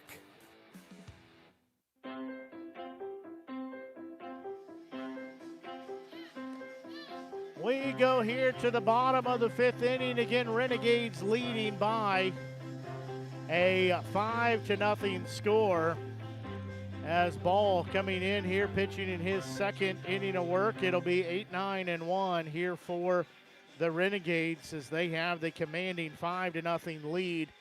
Looks like a runner on first base there at St. Joe. So tied 1 apiece between St. Joseph and the Griffins. As runner on first base, nobody out. Boy, this is ever very much the waiting game. As we know it's real time, but you got to wait to see what what happens in the next one. It doesn't feel that way when we're watching the game, but watching it on the score stream here definitely makes it feel like you got to wait forever to know what happens. As catcher Ben Miller will lead things off. So Ball will look back in. He's sitting at 17 pitches. First pitch, that one in there, strike 1. And it was a big 2 spot back in the 4th inning, and they respond with great defense in that last half inning. It feels like the Renegades are just throwing haymakers and finding a way for them all to connect. So count sits 0-1 from Ball. That one is low. Now we're even at 1-1. So again, runner at first with nobody out in the bottom of the 9th at St. Joseph. I think everybody here is cheering for the Griffins at this point. 1-1 delivery. Swing and a miss for strike 2. Here it is 5-0 in favor of the Renegades. Here in the bottom of the 5th inning, no outs on the board. Well, I'm inside the MINK, so I have no biases. I just like the amazing baseball played around the league. 1 ball, 2 strike, pitch swung on and missed for out number 1. As Miller is retired now at second baseman Connor Fleeg. You say you have no biases, but it is, you do have some bias born in your blood, right? I mean, you could put it like that, but I mean, I was actually talking to the Merchants before the game, and they're like, wait a minute, so your dad's the coach and your brother's the player. This is all rigged. Well, you've done a fine job. I will mention that. You've done a fine job being impartial and walking the fence line there, not leaning either way, as that pitch to Fleeg upstairs, ball 1. So you have done a great job of that, of being impartial. And obviously from time to time we can lean a little more one way or the other. And you figured out when that's okay to do and when it's not. So well done. 1-0 delivery. That one swung on and missed. Now it's even at 1-1. There was a big strikeout there in St. Joe. Bryce Humphrey was able to strike out Trevor McCollum, but Easton Philippi was able to get to second base on a stolen base. So he didn't do his job, but they were able to get the job done. He's now a single away, and Frank Gall's been a hot hitter for the St. Joseph Mustangs, the guy who could walk it off and send him to the championship. So count even at 1 ball, 1 strike. His time was called as Fleeg adjusts the guard on the wrist. So count even at 1 ball, 1 strike. Next pitch. That one swung on and missed for strike number 2, so count sits 1-2. So it is a 2-1 count right now to Gall. 1 out on the board with a runner at second. 1-2 delivery. Headed home. That one called strike 3, and Fleeg is rung up with the backwards K for out number 2. Now shortstop Jack Dunn will step in. Ooh, Gall popped out to first base, so there's 2 outs at St. Joseph. So, but a guy you do not want up if you're if you're going against St. Joe, Darius Freeman. He's 0 for 4 on the night, but he can most definitely change that with 1 swing of the bat. He's been a top hitter in the MINK League all summer long. These are some good batters that St. Joseph has coming through. They're all good, but definitely have some batters that seem to know how to put the ball in play. So count sits 1 ball, no strikes. Yeah, he is heart of the lineup there. So that one is also missed for ball 2. We're very, very in tune to what's happening at St. Joe. So count sits 2-0. I'd be curious when we got to look back to when St. Joe wasn't in the championship game. Count sits 2-1. That could be last year for all I can remember as well. But so count sits 2-1. Next delivery, that one misses, ball 3. So Dunn has singled, he's walked, he's doubled, he's scored twice, he's stolen 2 bases. It's on Nevadamo TV. So ball on the mound, the 3-1. There's going to be a ball lifted to left field as that one is off the fence. Dunn missed a home run by a couple of feet. He will be diving into second as he lays on the bag. He knows how close he was to a solo home run, but he has a 2-out double. He's got 3 hits in 4 plate appearances. And what goes even deeper into that ball hit down the line is he was going to be a triple away from the cycle. So he was about 4 or 5 feet from making that possible for his next at-bat. I do not think in the 20-plus years of doing games I have ever had the opportunity. Well, we've had the opportunity to call a cycle, but I've never got the option to actually call somebody hitting through the cycle. So this will be Green. First pitch to him is in there for strike 1. So I've had it automatically I have a updates. bingo card of things. So I was at a situation, Bombers, Renegades, the right fielder, center fielder threw it over the first baseman, but the guy forgot a tag and ran around. Never seen that in my 100 years. That one is going to hit Green as he had to bail out of the way. That one was up and inside, and Green will be headed to first base as that one clips him on the way by. He is not happy about that at all. I can't say I blame him either. He wants a chance to swing the bat, as now it's a runner at third at St. Joseph, as it was a wild pitch, moves the catcher over to third, so 90 feet away from walk-off win at St. Joseph. And then you also I also marked off a no-hitter, which was very cool. That was the Renegades won over the Bombers. I guess that series marks off a lot of them. I was not smart enough to do those things, as that one in the dirt, or ball 1. I was not smart enough to start keeping track of those things, so kudos to you for being smart enough to start keeping track of those things. And then 2 walk-off home runs. I've had that heading into the year, but 2 in 1 season, I mean, I've been on both sides of it. So 1-0 delivery. There's going to be a ball lifted to right field as D.G. Jacinto got under that. The right fielder will be there for out number 3. I've had 2 in the same year. One of them was your brother, but it was high school ball. Okay. So it kind of is the same, but it's not really the same. As that will do it for the inning. As in the inning, there were no runs. There was 1 hit. There were no errors, and 1 left on the base path. We are going to the 6th inning. Renegades leading by 5-0 score. We'll take a break, and we'll be back as you're tuned in to exclusive broadcast coverage of Renegades baseball here on the Show Me Sports Network. Riverville Christian Academy has been providing a strong biblical foundation and academic excellence within a Christian environment to students for more than 16 years. Located in Jefferson City, Riverville Christian Academy offers kinder prep through 8th grade. Riverville Christian Academy's primary goal is the discipleship of the next generation to impact the world for Christ. Average class sizes are just 16 students, with a student body composed of families from over 30 area churches. Kinder prep offerings include 3 and 5 full-day sessions, with kindergarten offering a half-day and full-day program. To find out more about Riverville Christian Academy, call them at 573-634-3983. Since 1951, Ren's Automotive has been the leader in complete automotive and tire services, proudly serving the Ashland community and southern Boone County area. Servicing all makes and models of vehicles, customer satisfaction is their top priority. If your vehicle leaves you stranded, no need to worry, as Ren's Automotive offers 24-hour towing services. To schedule an appointment, call 573-657-4614 or stop by and see Terry, Peggy, Derek, and the crew at 124 East Broadway in Ashland. Ren's Automotive, your full-service automotive repair shop for over 70 years.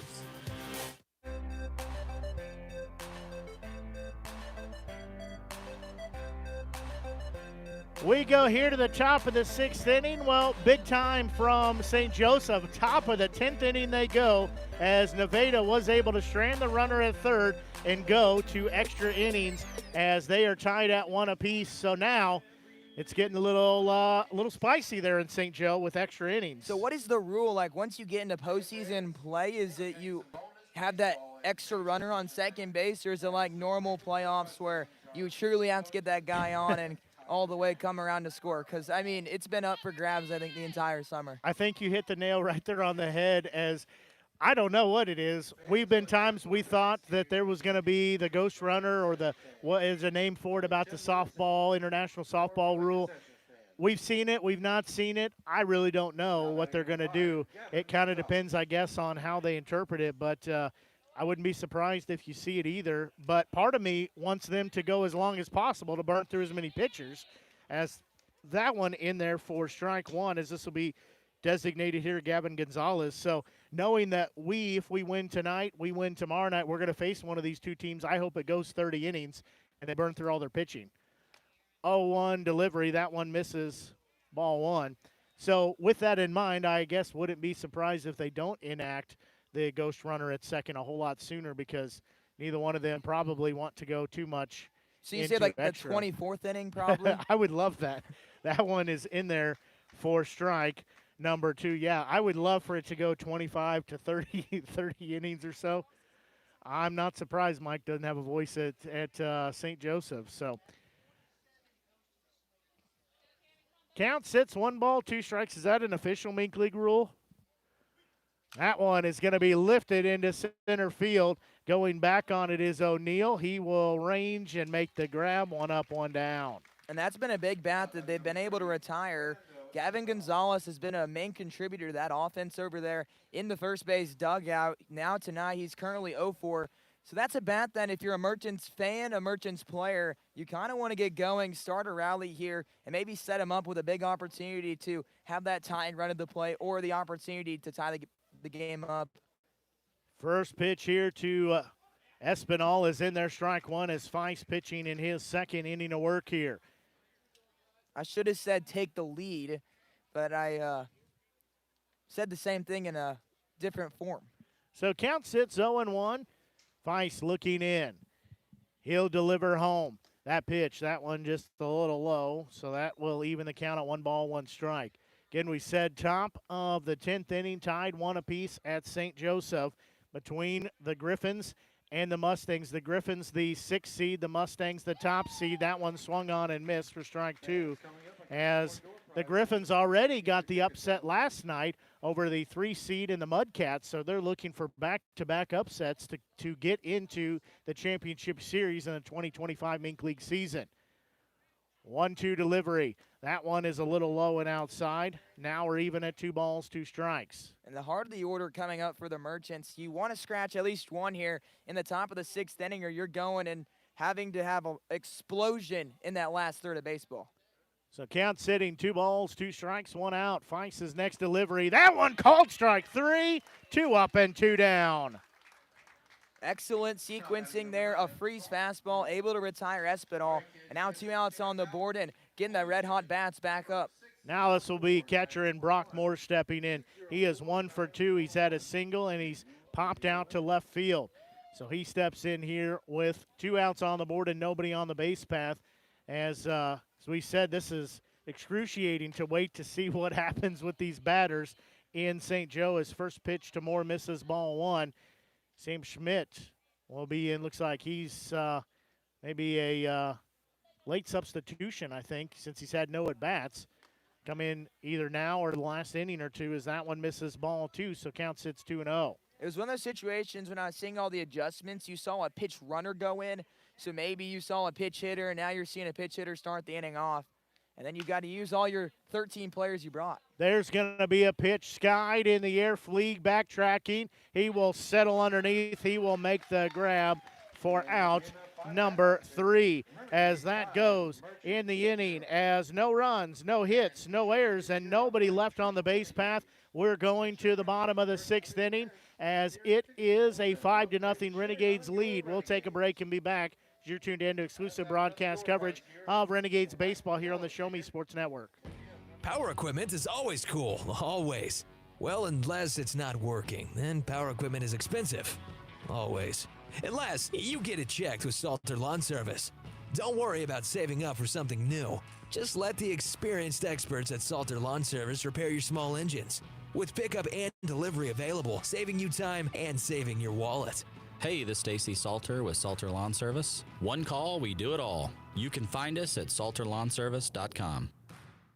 Since 2018, Han Custom Laser Engraving LLC has been specializing in all things custom, using large format, high-powered lasers. With some of the most advanced technologies on the market, anything can become a canvas. This state-of-the-art system makes quick work of custom engraving on cups, glass, tile, wood, acrylic, metal, headstones with endless possibilities. They also offer custom one-of-a-kind signs that are sure to make your design stand out. Find them on Facebook at Han Custom Laser Engraving or call 573-489-8732 to find out more. Han Custom Laser Engraving LLC, a veteran-owned business.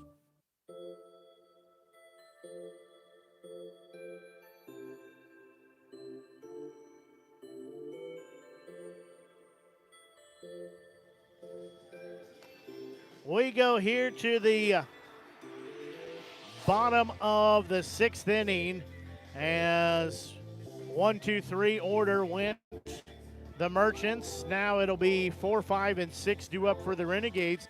That is the heart of the lineup that has done some damage as it's accounted for several of those 5 runs. As quick update, it's 2 outs in the top of the 10th inning at St. Joseph. So it looks like so far the Griffins have gone down in order. So it'll be Evans, Vonderhaar, and O'Neill are the 3 due up. Evans will step in. He's had a 2 RBI double. He has had a walk. He is also struck out. So ball will look back in. First offering to Evans. That one is low in the dirt, ball 1. So count will sit 1-0. Hey, we'll get a big 2-run RBI double. Now we'll see if he can start inning off and set the table to add some more insurance here in the bottom of the 6th inning. So count sitting 1-0. Next pitch, there's going to be a ball lifted into left field. Left fielder coming over. Center fielder also coming over. It'll be grabbed by Oliver in left field. 1 up, 1 down. Now batting from Webb City, Missouri. So now it'll be Drew Vonderhaar stepping in.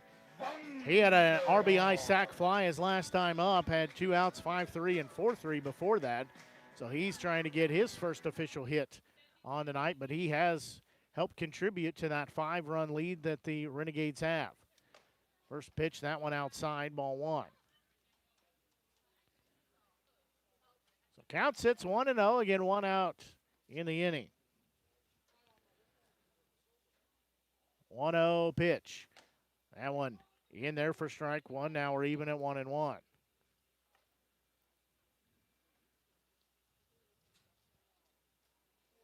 And we'll see how long the Merchants want ball to go out of the pen. 1-1 delivery. That one's going to be popped up off the handle as making almost a diving grab as ball came out of nowhere, lays out for it off his glove as Vonderhaar wisely took off for first. That was almost a Gold Glove play right there as Ball laid out for it. Yeah, we've almost had 2 ESPN top 10 plays. We saw Fleegs back early in the, I want to say second inning, a sliding effort, throws it to first base. That's not in time. And now we see Ball put it all out on the line for this MINK playoff. Both these guys wanting their team to advance. And we saw Mickelson earlier kind of make a similar play, diving in at home. Now Ball a little banged up as he got up there. So runner at first base with 1 out. That pitch, that one is going to be low for ball 1. Ball again laying out for that, had the glove on it, but when he hit the ground, it squirted out. Vonderhaar safe at first base. So throw back to first as Vonderhaar back safely.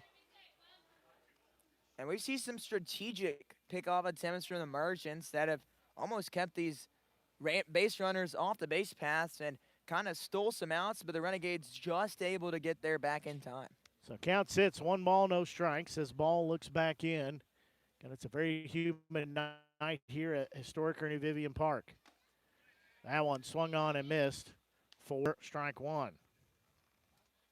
So bottom of the 10th inning, Mustangs again have a chance to walk it off. 1-1 delivery. Nope. Throw back to first. Vonderhaar dives back safely. So Humphrey pitching here in his second inning. At St. Joseph. Ball pitching here in his third inning. Here at historic Ernie Vivian Field as there's going to be a bunt laid down the first base side. O'Neill is going to be there. The ball was wide of the mark as now it'll be runners all the way home as Vonderhaar comes in. O'Neill is going to be at third. As that ball ended up down in the right field corner as a run comes in. It's now a 6-0 Renegade lead with O'Neill standing at third base as he does a little victory dance over there as he, I think, legged it out anyways and ends up on the throw at third.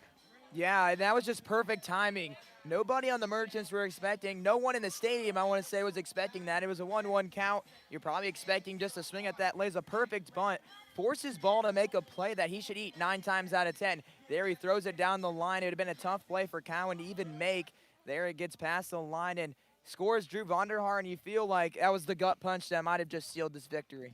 Now this will be Will Bachman, the first baseman. He's going to foul that one off. He will sit in an 0-1 count. I agree that there's only so many punches that the Merchants can withstand, a boxer can take, and that does feel very much like that might be one of the last ones. As Renegade still not done, runner at third with 1 out, as that one is going to hit Bachman, as coming home and scoring, as that ended up being a wild pitch, so they say it didn't hit Bachman. It ends up at the backstop. It helped out that it hit the home plate umpire, ricocheted off, as coming in and scoring is O'Neill. Renegades now lead by a 7-0 score. Yeah, great base running there, and it's been very unpredictable behind this, configuration behind home plate. It shoots out, it sometimes stays right there, so heads-up base running, got a good read on it, and now Ball is maybe still feeling it from that diving effort. Not too many times you see a pitcher going full extension dive over there and a ball at first base. But now they'll do a meeting here, and honestly, one of those things where I bet Martinez could walk out there and talk about an injury because Ball does not look like himself right now. His emotions, you've seen him go down. He's not as confident as he was during those zeros he was inputting into the scoreboard. Well, that pitch, as we said, ricocheted off the backstop, would have actually been almost right back to the catcher, but it hit the foot of the home plate umpire. But you know what? That's fair. He's in play right there, so that definitely helps him out. And Renegades take advantage of that. They played it too. They lead by a 7-0 score. 1-1 delivery to Bachman. That one outside.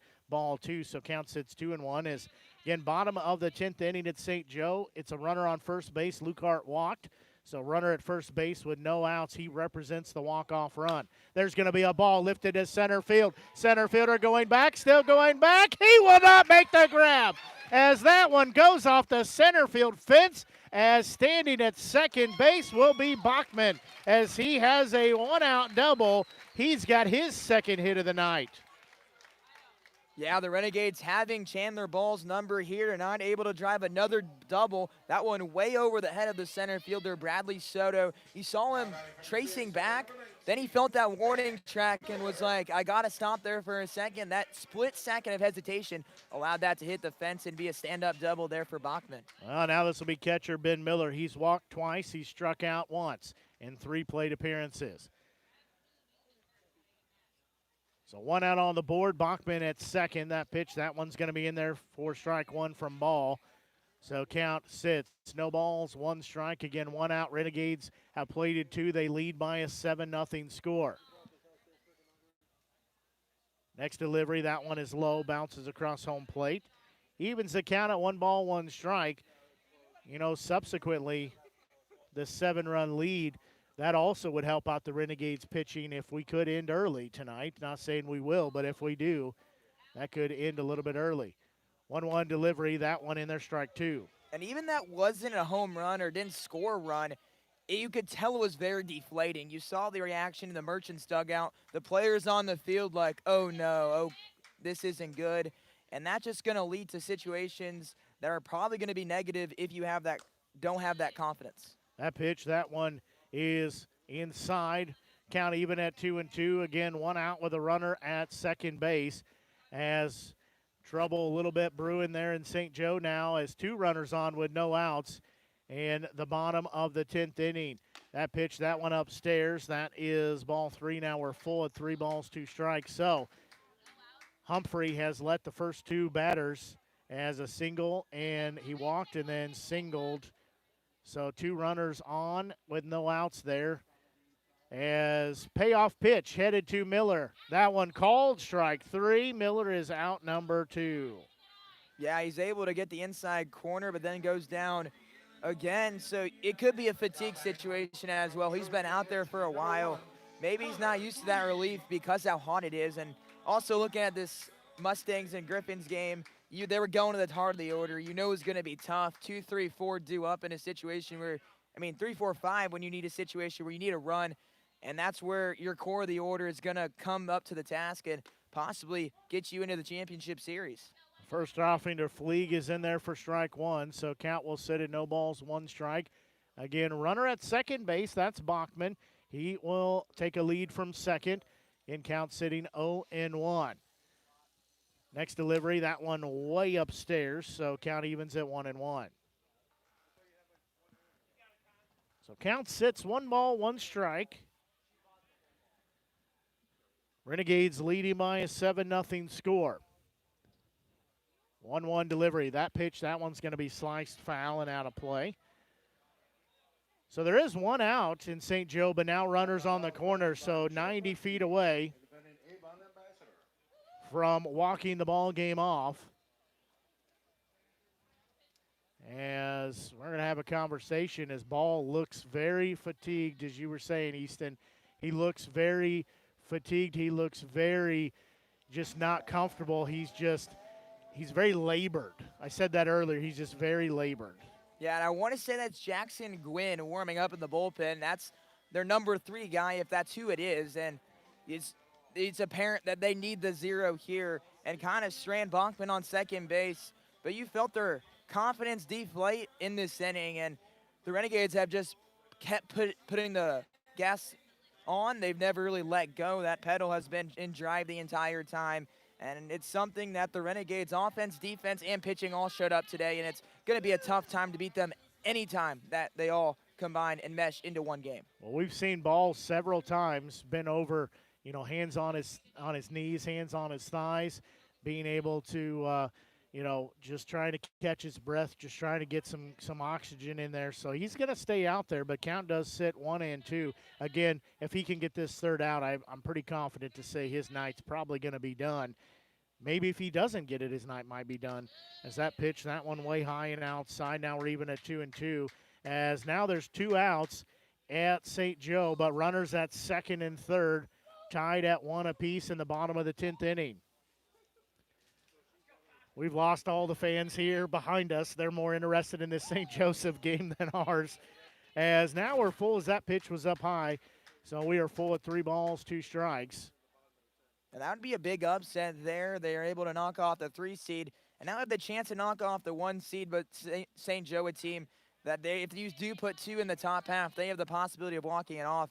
And Justin George could be the guy to do it for St. Joe and end that ball game. There's going to be a ball lifted to center field. Center fielder coming in will make the grab. That is Soto for out number 3.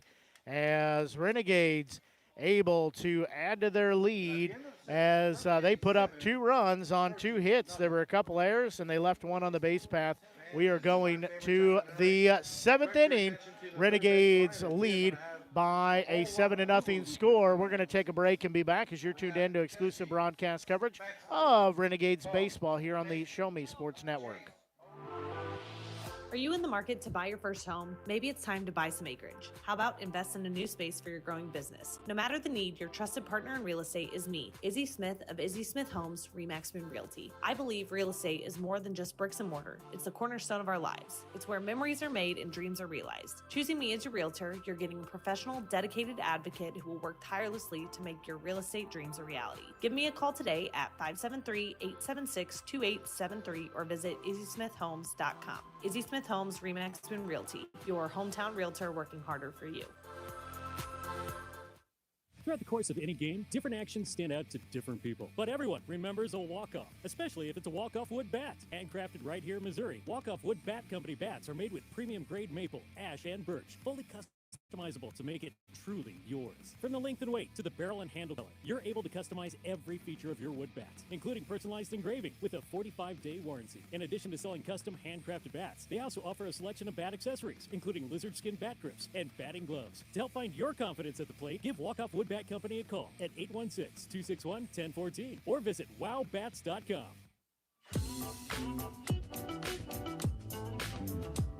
Well, looks like extra baseball at St. Joseph as the batter struck out for the Mustangs. Top of the 11th, they go. They're tied at 1 run apiece here. It'll be 5, 6, and 7 due up as Cowan, Oliver, that is Nolan Oliver, and De Los Santo as it is 5, 6, and 7 due up.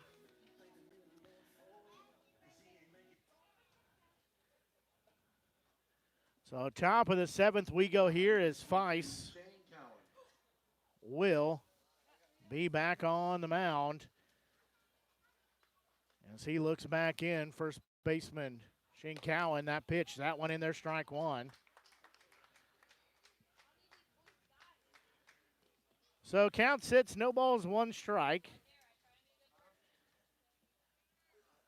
As Feist will look back in. There's going to be a pitch that is lifted into left field. Evans says, I got it. Out number 1. So now it'll be third baseman Nolan Oliver stepping in. If you go back to this entire game, it's feel like the Renegades, every break you can catch, you've caught. It feels like baseballs that may have dropped, hung up for you defensively. You're able to get some big defensive plays, big strikeouts, and they get some good hits, stack them together. There's games where you get hits there and there, but you never can connect the quality at-bats together, and the Renegades have had that card and have the winning hand as of right now. First pitch swung on and missed for strike 1 to Oliver. So count sits 0-1. Next pitch, that one swung on for strike number 2. So count sits, no balls, 2 strikes. Again, 1 out, 1 up, and 1 down here as Feist trying to make it 2 up and 2 down. So he'll look back in. He'll have his sign for Miller. 0-2 delivery. That one called strike 3, 2 up and 2 down. Again, another freeze pitch there from the Renegades pitching staff.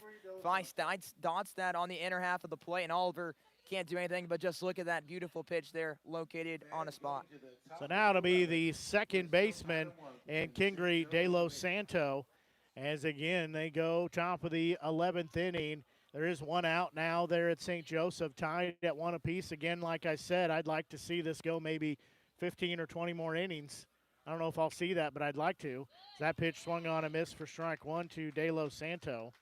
I only say that because we're going to play, if we win tomorrow night, we would play either one of these teams, so I'd like their pitching to not be as strong a full battery of arms. 0-1 delivery. That one is low. So count evens at 1 ball, 1 strike. And then Kendry De Los Santos is a guy that if you throw him a fastball and miss, he's going to hit the ball hard. We've seen the Renegades do a good job at going the off-speed towards him. That one is a little low and outside, so count goes 2-1. And then it also helps when you're getting headed in the count and have confidence in your off-speed pitch and find it for a strike there. It was off the plate. But if you're having struggling to ever find the off-speed in the zone. 2-1 delivery. That one is smoked foul on the third base line. So now it's even at 2 balls, 2 strikes. I don't know if the fire truck up there is just confused on where it's going because it's just kind of doing circles right now. Or the ambulance, they've driven up the hill, down the hill, back up the hill. Now they're backing down the hill. 2-2 delivery. That one is a bit low. Now we're full at 3 balls, 2 strikes. We didn't call the ambulance, did we? We didn't call the ambulance, did we? Okay, then he's I think a little bit lost. So Feist will look in. Payoff pitch headed home. Swing and a miss. Got him to chase the high one. That will end the inning on just 9 pitches. As in the inning, no runs, no hits, no errors, and nobody left on the base path. We are going to the bottom of the 7th inning. 7th inning stretch time here at Historic Ernie Vivian. We'll take a break and we'll be back as you're tuned in to exclusive broadcast coverage of Renegades baseball here on the Show Me Sports Network.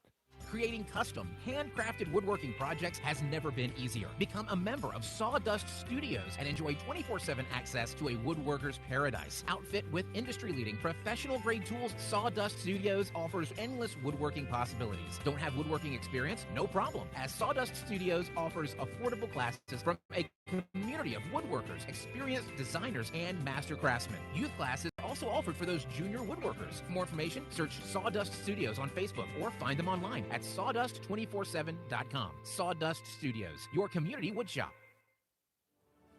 Last Sentinel Firearms is your federally licensed and registered Type 7 FFL manufacturer dealer in Missouri, providing quality products to all types of sports enthusiasts, law enforcement, and individuals across the nation. Orders are currently being fulfilled, offering custom-built pistols and rifles from the AR platform made right here in Missouri. Visit their website at lastsentinelfirearms.com or call them at 417-684-7202 to find out what they've got for you. Last Sentinel Firearms, you are your last line of defense.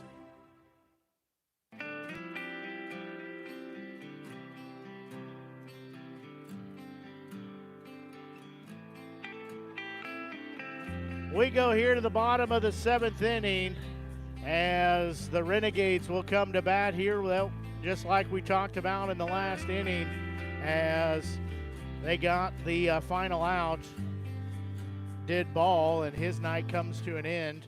As new pitcher out here, this will be Jackson Gwynn coming in to pitch. So, Gwynn, Easton, you were right. Gwynn comes in to pitch here. And Gwynn's been a guy they've turned to in a lot of situations. This is his 13th appearance on the year. He's been a day one guy for the Carroll Merchants. They've turned towards him in big spots here. It's more of a to get innings here because Chandler Ball not able to finish the ball game. Renegades holding on to a massive lead and look to pour it on here in the bottom of the 7th inning. So that will be swung on and missed for strike 1 as Dunn will be down in the count at 0-1. That pitch, that one in there called strike 2, so count now sits at an 0-2 count. Again, bottom of the 7th, we play Gwynn, a Concordia, Nebraska right-hander. He's from Lafayette, Indiana. There's going to be a pitch sliced foul. So that will keep the count at no balls, 2 strikes. Again, top the lineup, 1, 2, and 3 due up here for the Renegades. Renegades leading by a 7-0 score here. Gwynn's 0-2 pitch. There's going to be a ball lifted foul the other way. That foul ball is brought to you by So count will still stay at no balls and 2 strikes. Looks like Nevada went down 1, 2, 3 in the top of the 11th. They'll go to the bottom.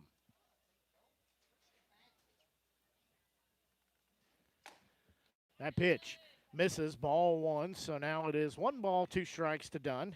He has had 2 doubles and a single and a walk in 4 plate appearances.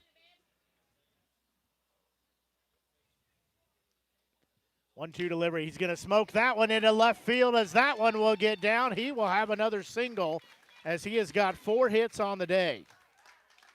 And he's had a good approach all day. He's hunting that fastball. He sees it there, drills it to left field, and that's a bat you want at the top of your lineup for the Renegades. And if he continues this during the postseason, I would say best of luck to face this Renegades team that's been firing on all cylinders and has basically had everything go right for him.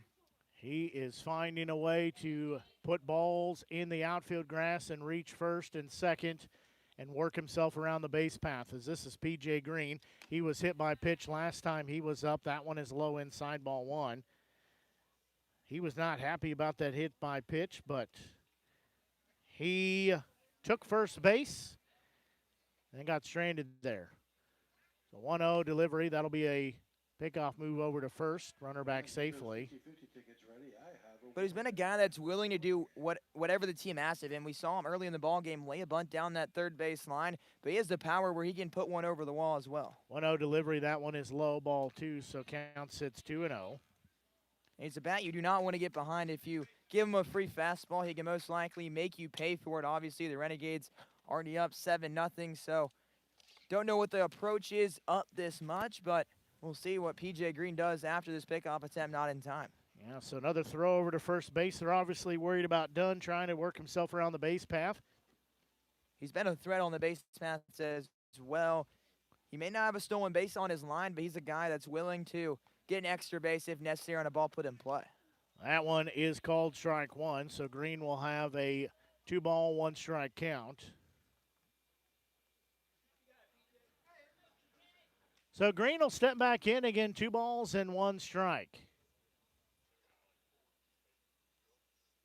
First pitch, their next one rather, that one swung on and missed. Now we're even at 2-2. Looks like maybe there's 1 out, soon to be 1 out in the bottom of the 11th there at St. Joe. And then on first base, I saw something that's very up for debate. I ask a lot of college coaches, do you want to hop at first base? It's a lot of the time it's an easy pickoff, but it can give you that extra step to steal in 90 feet. That pitch, that one is going to be sliced foul. So that'll get out of play. Youngsters will chase after that one. But stuff like that, as you talk to baseball enthusiasts on kind of how do you run the bases, because there's so many different ways. Do you kind of get a short lead, then as the pitcher gets set, you get a longer lead, then there's other ways. Get a big lead and go. There's going to be Dunn breaking for second. He'll be there standing up as he will not go to third but does round as that pitch was past Miller the catcher, Moore the catcher for ball 3. Now we're full at 3 balls, 2 strikes. And I would say if you're the Griffins, you head to the top of the 12th, that's where you really need a run. If they're able to get out of this, the 9-hole coming up with 1 out, you're going to have to face that core part again and try to sneak away with not giving up any. So I'd say it's crucial to score 1 there in the top of the 12th. Payoff pitch is ball 4, so Green is walked. So now it'll be runners at first and second with no outs. As this will be third baseman D.G. Jacinto stepping in. Alex is looking for his first hit of the night. He's been hit by a pitch, flown out to right field, struck out looking, and popped out in foul territory to the catcher.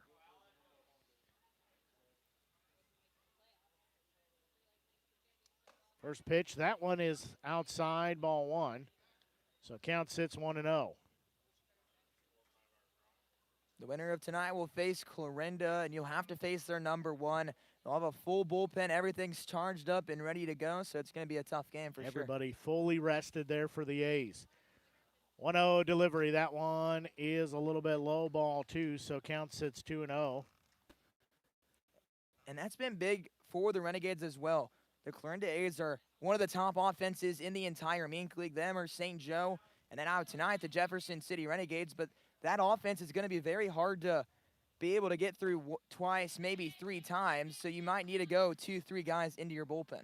Yeah, they have both the Mustangs and Clarinda, the A's, they have just seemingly had the Renegades' numbers. Just seems like they always get it whenever they play each other. As that pitch, that one in there, strike 1. So now we're 3-1. Looks like 2 outs now at St. Joseph.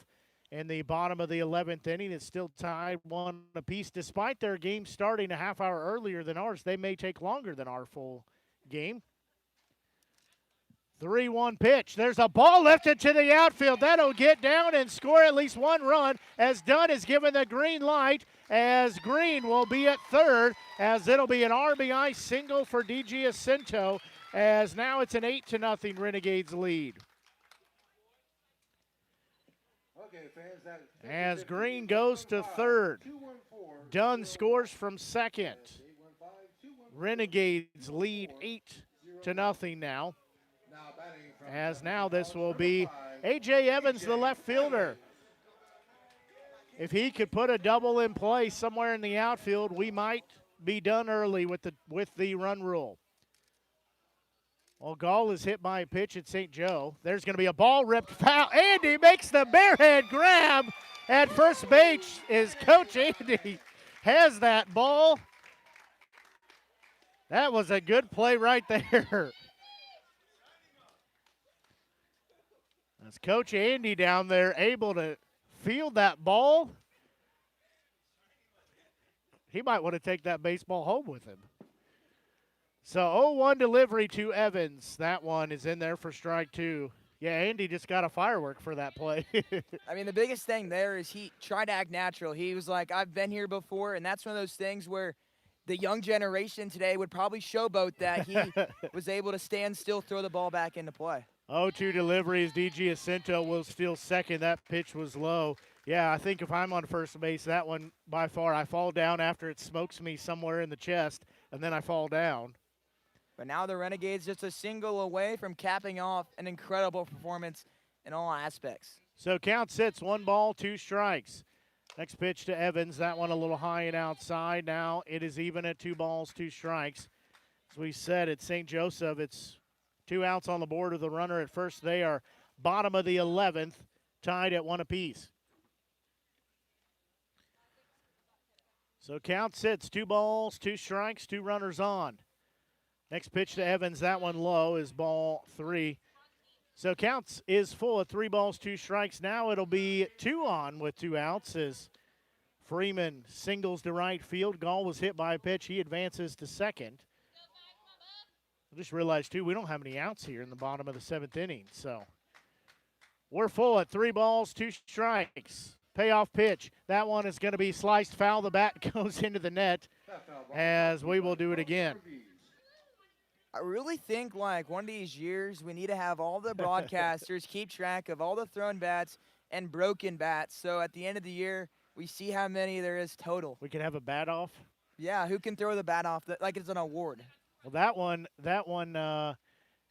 probably the furthest we've seen this year. He's going to go and work the grip a little bit. He's going to put a little work on the bat because, you know, that's what happens. We get sweaty, the gloves get sweaty, and that's exactly what that is you can work all the pine tar and rosin and everything else you need on there, but second you get sweat involved, it's like glass. It just flies out of your hand.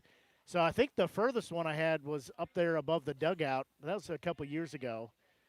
So count is full at 3 balls, 2 strikes. Payoff pitch. There's going to be a ball that'll get through into right field as 2 runs will come home as Evans will be at first base as the Renegades will win with a 10-0 score and a run-ruled game as Evans is going to get the Gatorade and water bath as they will dump it on him at first base as he drives in the 2 RBIs needed. We are going to the semifinals round tomorrow at Clarinda. And the Renegades had everything working tonight. They've had the bats, they had the pitching, and this is a team that's going to be dangerous for the Clarinda A's, a matchup that you do not want. As that will do it for the ball game as the Renegades win by a 10-0 score. Oh, now top of it, so still more extra at St. Joseph as they also go to the bullpen. It's the top of the 12th inning there at St. Joseph. Nevada and the Nevada and the Mustangs still tied up at 1 run apiece as Renegades get the 10-0 win here. You kind of hit on it earlier. You had great pitching. You had great defense. You had great at-bats. That's a win pretty much day in, day out. Yeah, and I mean, you get a good start out of Sam Wyrick. Then Feist comes in. He's able to do some work, but he's a pitcher you may have in the game one of that series as a reliever performance because he didn't have to go that long. It was a big run rule victory. They were able to score those 10 runs, and a big hit there by Austin Evans sealed the victory. And the bats are hot for the Jefferson City Renegades. I've said them so much.